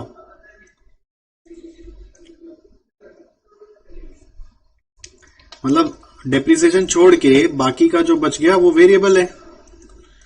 तो डेप्रिसिएशन क्या है, फिक्स कॉस्ट में खाली डेप्रिसिएशन है।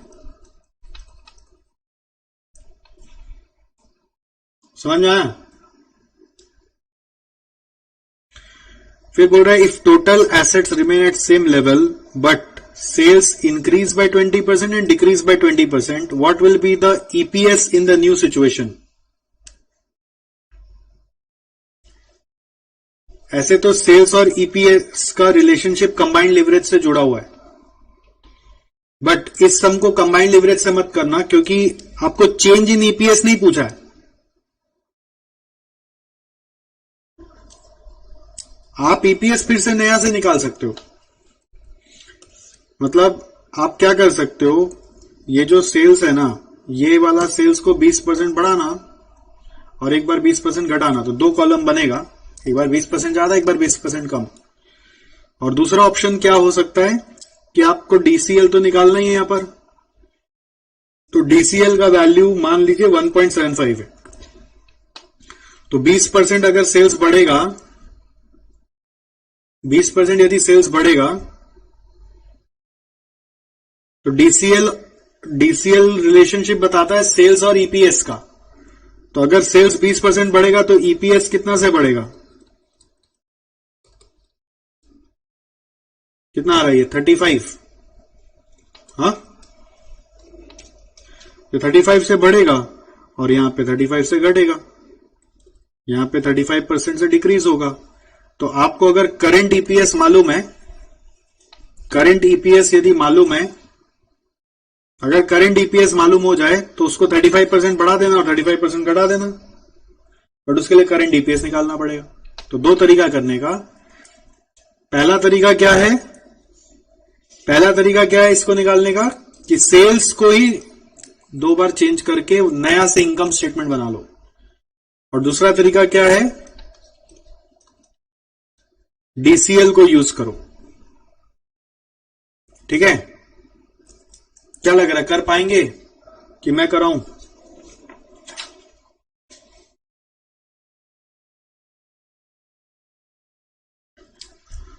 फिर से बोलूं क्या क्या करना है। पहला अप्रोच क्या करना है इस सब में, पहले इनकम स्टेटमेंट फिर से बनाना होगा, भले ही बना के दिया हुआ आप अपने हिसाब से बनाएंगे। सेल्स माइनस वेरिएबल कॉस्ट से कंट्रीब्यूशन आएगा, फिर कंट्रीब्यूशन माइनस फिक्स कॉस्ट से ईबीआईटी आ जाएगा, लेस इंटरेस्ट, इंटरेस्ट यहां पे ऑलरेडी दिया हुआ है तो ऊपर से भी मिला सकते हो। 6 लाख का 10% 60,000 होता है, तो 60,000 यहां पे दिया हुआ ही है, तो ईबीटी आएगा। टैक्स माइनस करोगे तो ईएटी आएगा। प्रेफरेंस डिविडेंड नहीं है ना, तो इक्विटी शेयर से डिवाइड करोगे तो ईपीएस आएगा।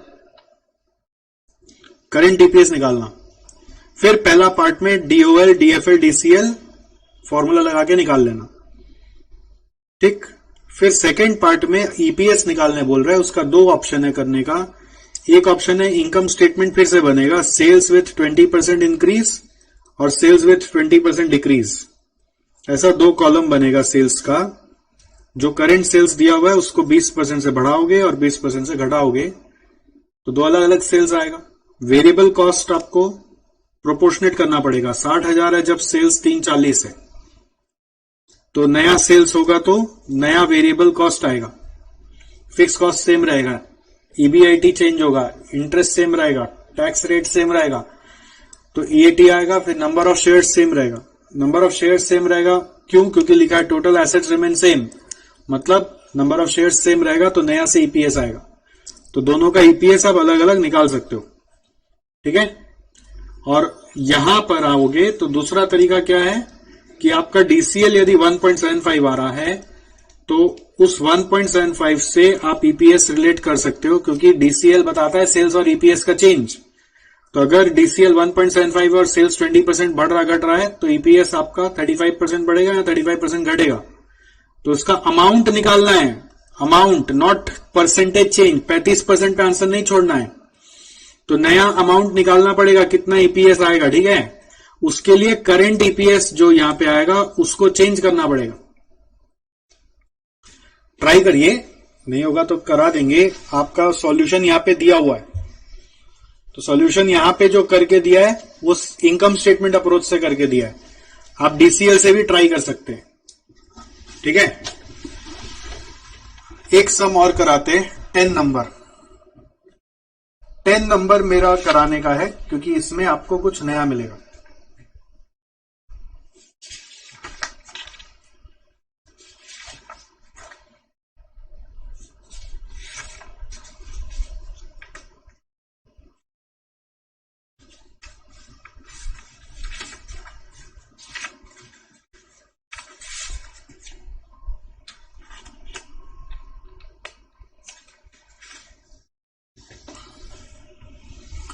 देखो क्या बोल रहे हैं, the selected financial data for ABC companies for the current year ended 31 March are as follows. Variable expense as a percent of sales दिया हुआ है, इंटरेस्ट एक्सपेंस दिया हुआ है, डीओएल दिया हुआ है, डीएफएल दिया हुआ है, टैक्स रेट दिया हुआ है। प्रिपेयर क्या करना है इस बार, नया चीज क्या हुआ, उल्टा हो गया, डीओएल डीएफएल दिया हुआ है। और कमेंट भी करना है on financial position and structure of these companies. तो कमेंट तो बाद में हो जाएगा, बट पहला बात है कि इनकम स्टेटमेंट कैसे बनेगा, ठीक है। तो आइए कॉपी में चलिए।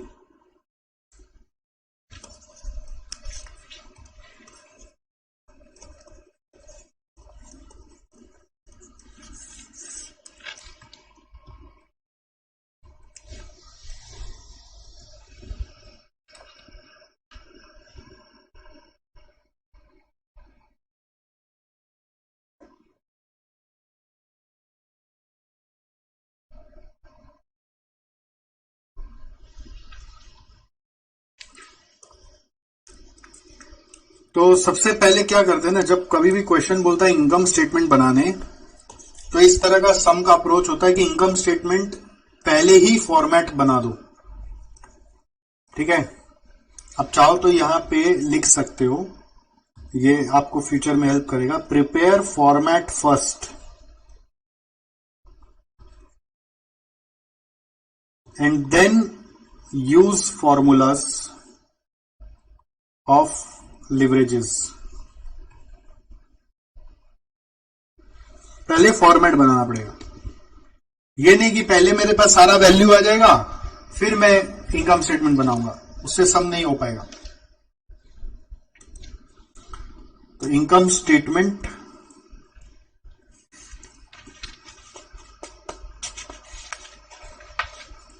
एबीसी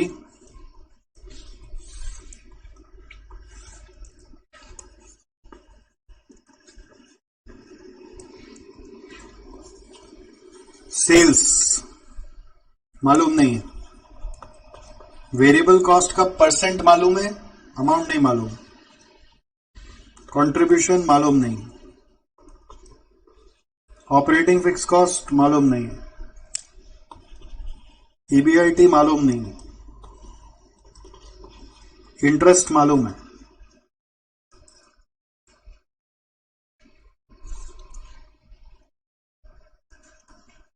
दो सौ, 300, 1000।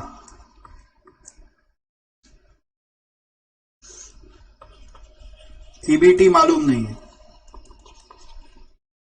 टैक्स @ 35% मालूम है, तो EAT तक रुक जाएंगे, उसके आगे का डिटेल मालूम नहीं है। समझ आया?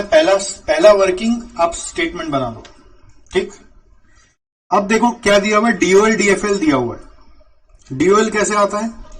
Contribution by EBIT। ना कंट्रीब्यूशन मालूम है, ना फिक्स कॉस्ट मालूम है, ना EBIT मालूम है, बट DFL मालूम होना चाहिए। EBIT बाय EBT से DFL आता है। ऐसे तो EBIT भी नहीं मालूम है, EBT भी नहीं मालूम है, बट मैंने आपको ये सिखाया था एक और अप्रोच, याद है? एक तो अप्रोच सिखाया था याद रखने का।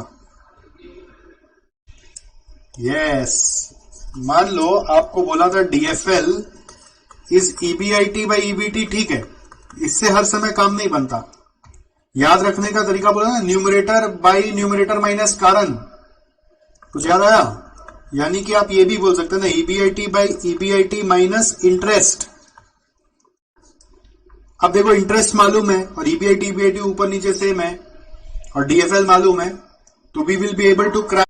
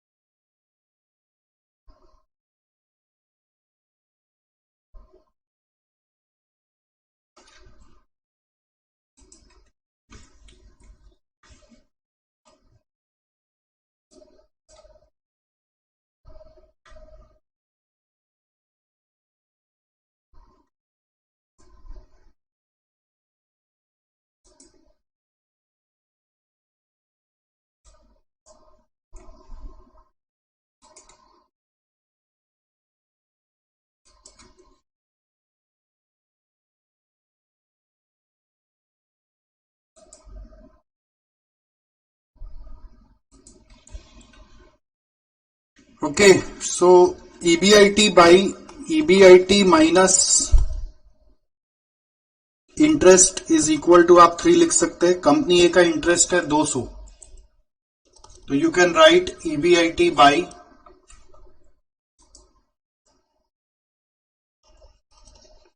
EBIT minus 200 equal to 3। तो इसको सॉल्व कर लो। 3 into EBIT minus 200, EBIT is equal to 3 EBIT minus 600। So 2 EBIT is equal to 600, EBIT आ रहा है 300। पता है पिछला बैच में मैं डायरेक्ट लिख दिया था, ये वर्किंग नहीं किया था, डायरेक्ट लिख दिया था। बच्चा इसका भी फोटो खींच के भेज रहा है, तो सर ये कैसे आया? क्या मैं बोलूं बताओ? मैं बोला तू यहां तक कैसे आया, इतना दूर तक भी पहुंचा कैसे?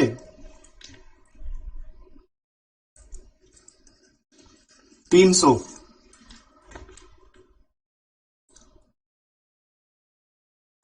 चलो वैसे ही दोनों कंपनी का और करो। कंपनी ए का हो गया, कंपनी बी का करो।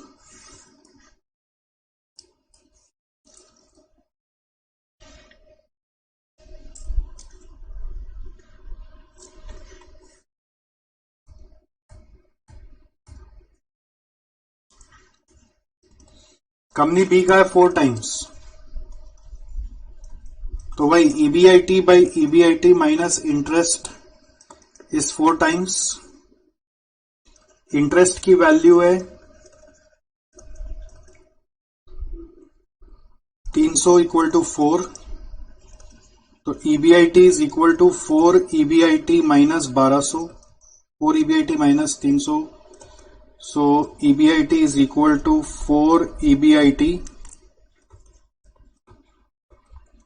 Minus 1200, 3 EBIT is equal to 1200, EBIT is equal to 400.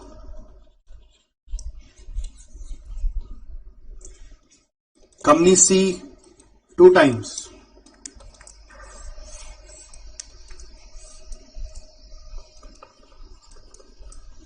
EBIT is equal to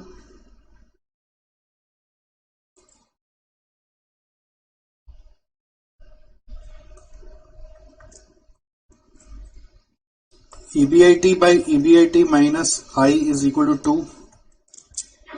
So EBIT by EBIT minus 1000 is equal to 2.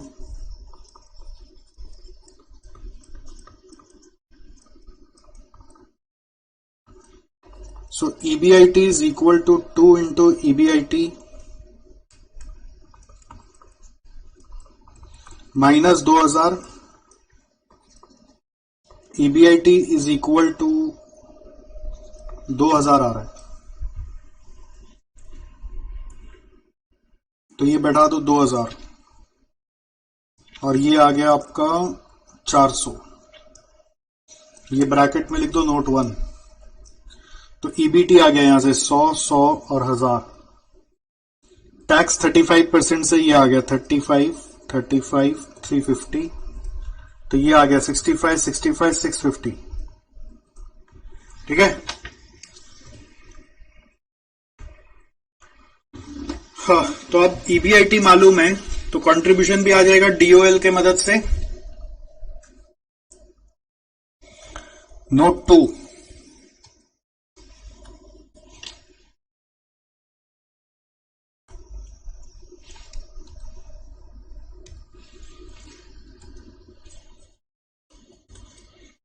DOL. DOL is equal to contribution by EBIT. So company A में DOL is equal to 5. तो EBIT कितना होगा?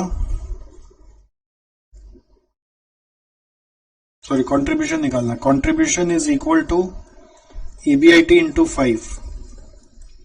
EBIT कितना था इसका? 100 था ना? 300 था, सॉरी 300 था, 400 था और 2000 था. तो 300 इंटू 5 1500. कंपनी बी में 6 है. So contribution is equal to EBIT into 6. तो इसमें EBIT था 400. 400 इंटू 6 करके आ रहा है 2400. कंपनी सी में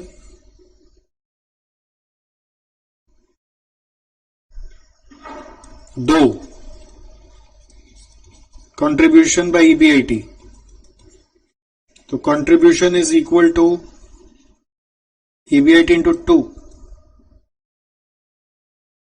जो है 2000 ना. 2000 है तो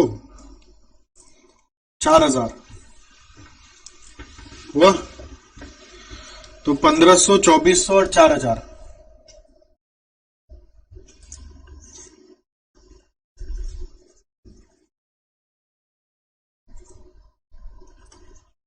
बारह सौ, 2000 और 2000. अब सेल्स यदि 100 है तो वेरिएबल कॉस्ट 66% दिया हुआ है, तो ये 33 होगा. तो अकॉर्डिंगली सेल्स निकल जाएगा. चलो नोट 3 में करते हैं. नोट 3 सेल्स निकालना है. कंपनी ए में ठीक है, सेल्स इज इक्वल टू, जैसे कंट्रीब्यूशन दिया हुआ है, सेल्स निकालना है. सेल्स यदि 100 है तो वेरिएबल कॉस्ट 66.67 है, कंट्रीब्यूशन होगा 33.33 and this contribution is equal to 1500. तो ये सेल्स कितना होगा? इज इक्वल टू आप बोल सकते हैं कंट्रीब्यूशन 33.33 है तो सेल्स 1500, अमाउंट 1500 है, तो 100 बराबर कितना होगा? सेल्स इज इक्वल टू 33.33 बराबर यदि 1500 है तो 1 बराबर होगा 1500 बाई 33.33 और 100 बराबर होगा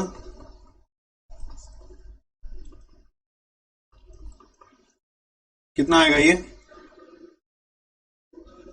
4500,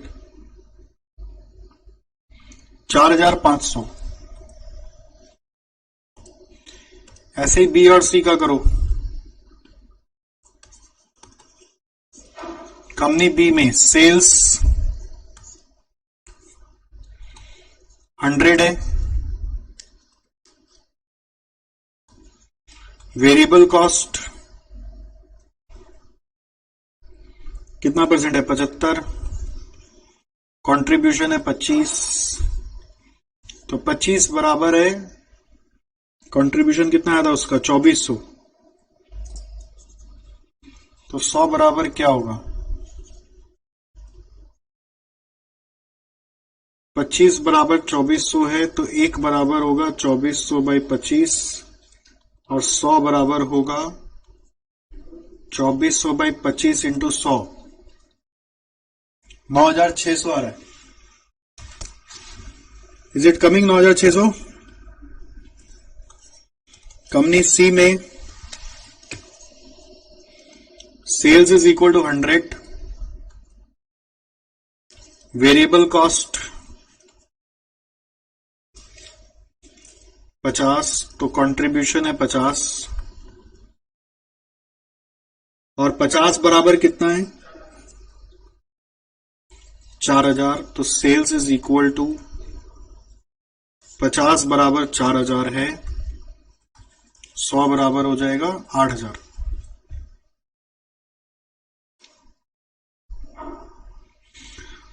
तो 4500, 9600, इसको मैं यहां से हटा दिया, ये नोट नंबर 3 लिख दिया, इसका नोट नंबर 2 लिख दिया। 4500, 9600 और 24000 है ना?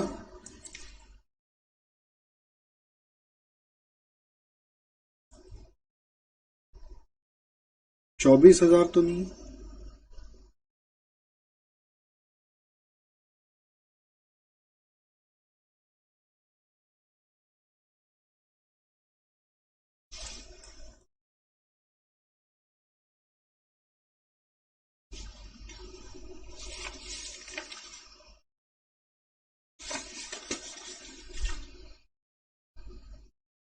कितना है वो लास्ट वाला?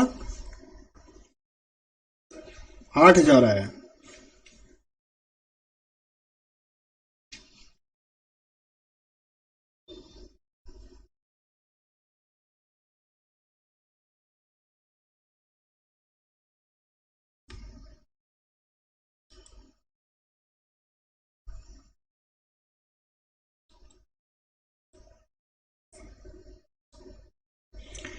ठीक है, कुछ गड़बड़ हुआ इंस्टीट्यूट का सॉल्यूशन में ना।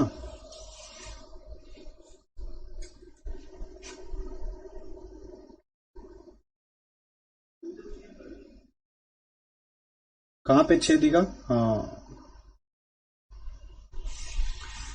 अब छोड़ो, हम लोग अपना चेंज नहीं कर रहे, ठीक है। तो ये कितना आ रहा है? वेरिएबल कॉस्ट आप निकाल लो, बैलेंसिंग फिगर से आ जाएगा, या फिर आप सेल्स का भी परसेंट ले सकते हो। सेल्स का परसेंट भी दिया हुआ है ना, 66.67, और ये आपका 75% है तो उससे भी आ जाएगा 7200, और ये 4000 50% है तो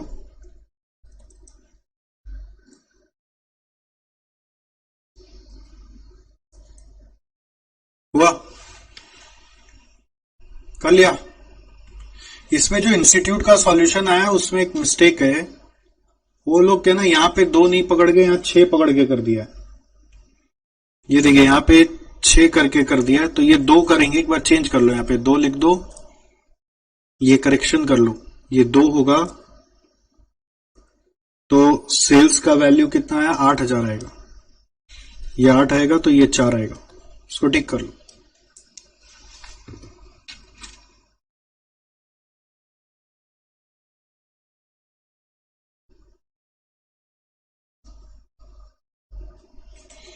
फिर अकॉर्डिंगली यहां पे भी चेंज करना पड़ेगा। 8,4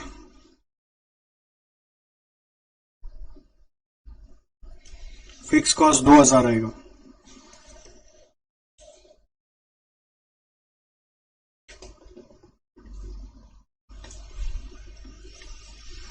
ओके इसमें एक सेकेंड पार्ट बोला था, कमेंट करो financial position and structure of these companies. ये कमेंट ही तो आपसे नहीं होता है। तो फाइनेंशियल पोजीशन एंड स्ट्रक्चर मतलब रिस्क के हिसाब से कमेंट करेंगे। फाइनेंशियल रिस्क मिनिमम किधर है? कंपनी सी। ओके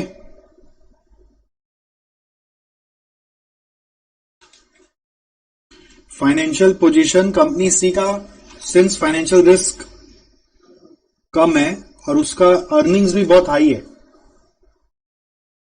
उसका अर्निंग्स भी बहुत हाई है, ठीक है, एज कंपेयर टू एबीसी।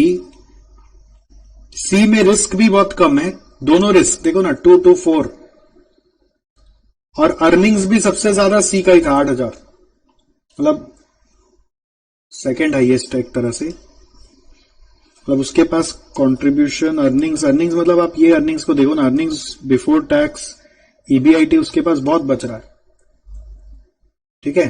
इस रीजन से ऐसे बी में वैसे 9,600 दिख रहा है, बट आप अर्निंग्स वाइज देखोगे ना सी का बहुत ज्यादा है। सी का इंटरेस्ट कवरेज रेशियो भी आपको याद है, इंटरेस्ट कवरेज रेशियो की इंटरेस्ट 1,000 है और आपका ईबीआईटी 2,000, तो वो भी दो टाइम्स है। यहां पे 1 पॉइंट समथिंग है, यहां पे भी 1 पॉइंट समथिंग है, इधर 2 टाइम्स है। तो सी यहां पे सबसे बेस्ट पोजीशन पे बैठा हुआ है। चलिए लिखिए,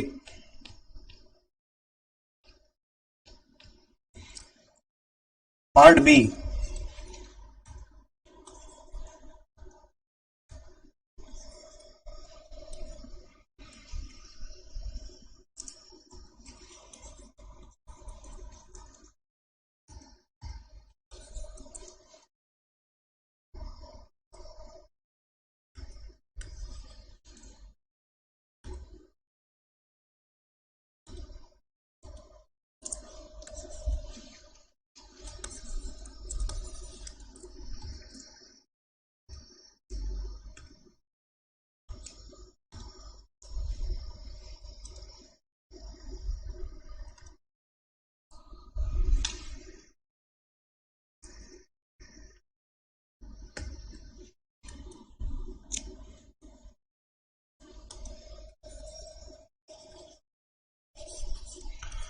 the financial position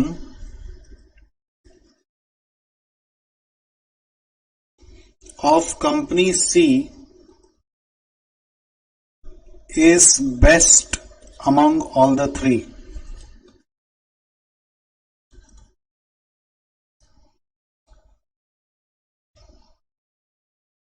Next paragraph, it has least DOL, DFL and therefore least DCL.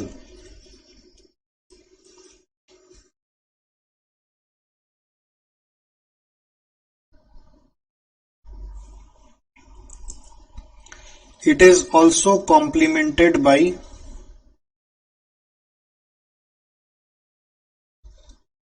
higher EBIT.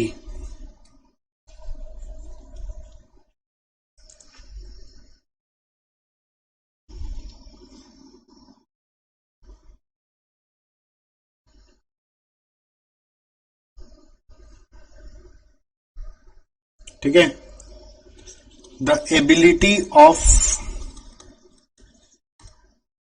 paying interest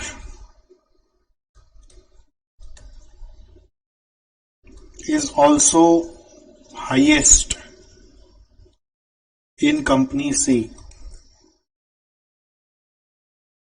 उसके लिए आप इंटरेस्ट कवरेज रेशियो बता सकते हैं,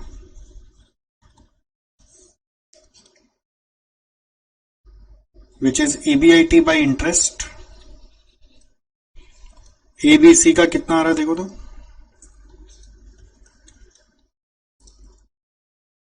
ए में है 400/300 1.33, बी में 300/200 1.5, सी में 2000/1000 2।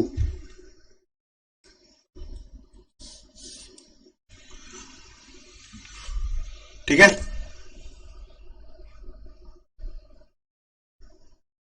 सो हाईएस्ट किस में है? 2।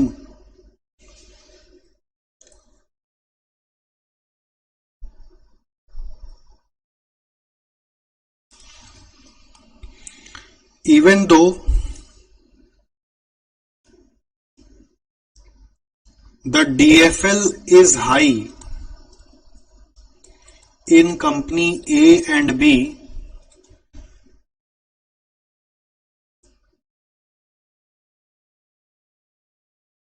DFL हाई है ना ए बी में, meaning it will have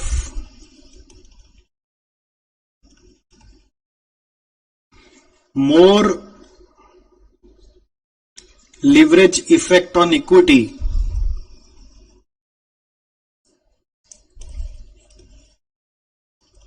but they have low EBIT.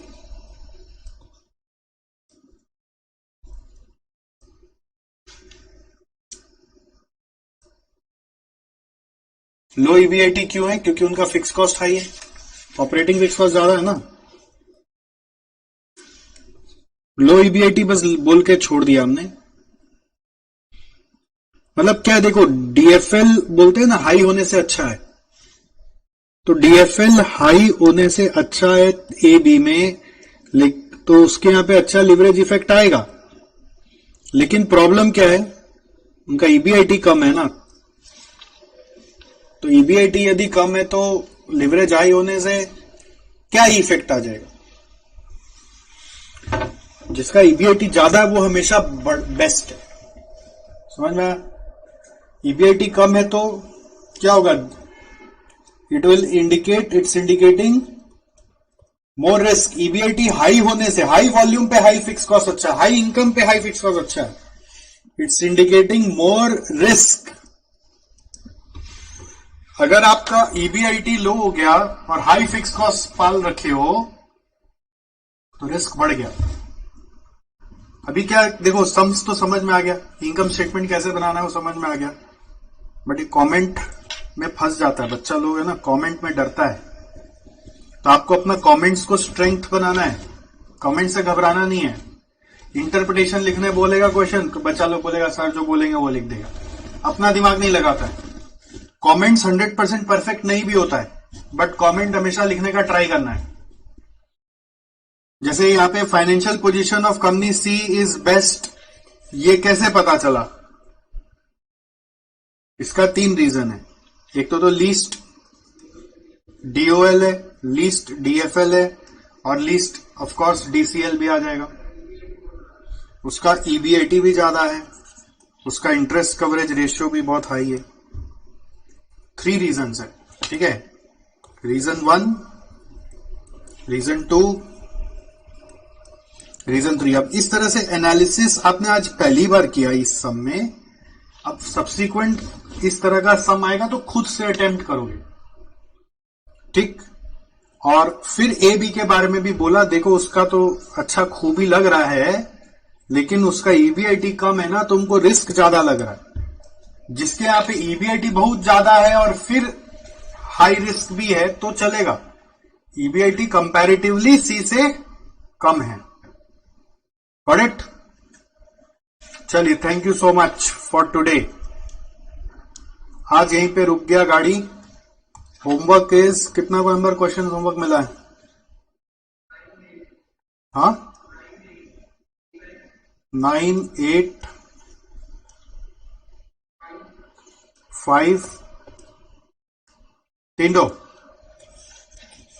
ये तीनों करके लाइएगा। कुछ का आंसर है शायद, 9 वाला का आंसर था ना, 9 का आंसर दिया हुआ था खाली, 7 भी तो होमवर्क था।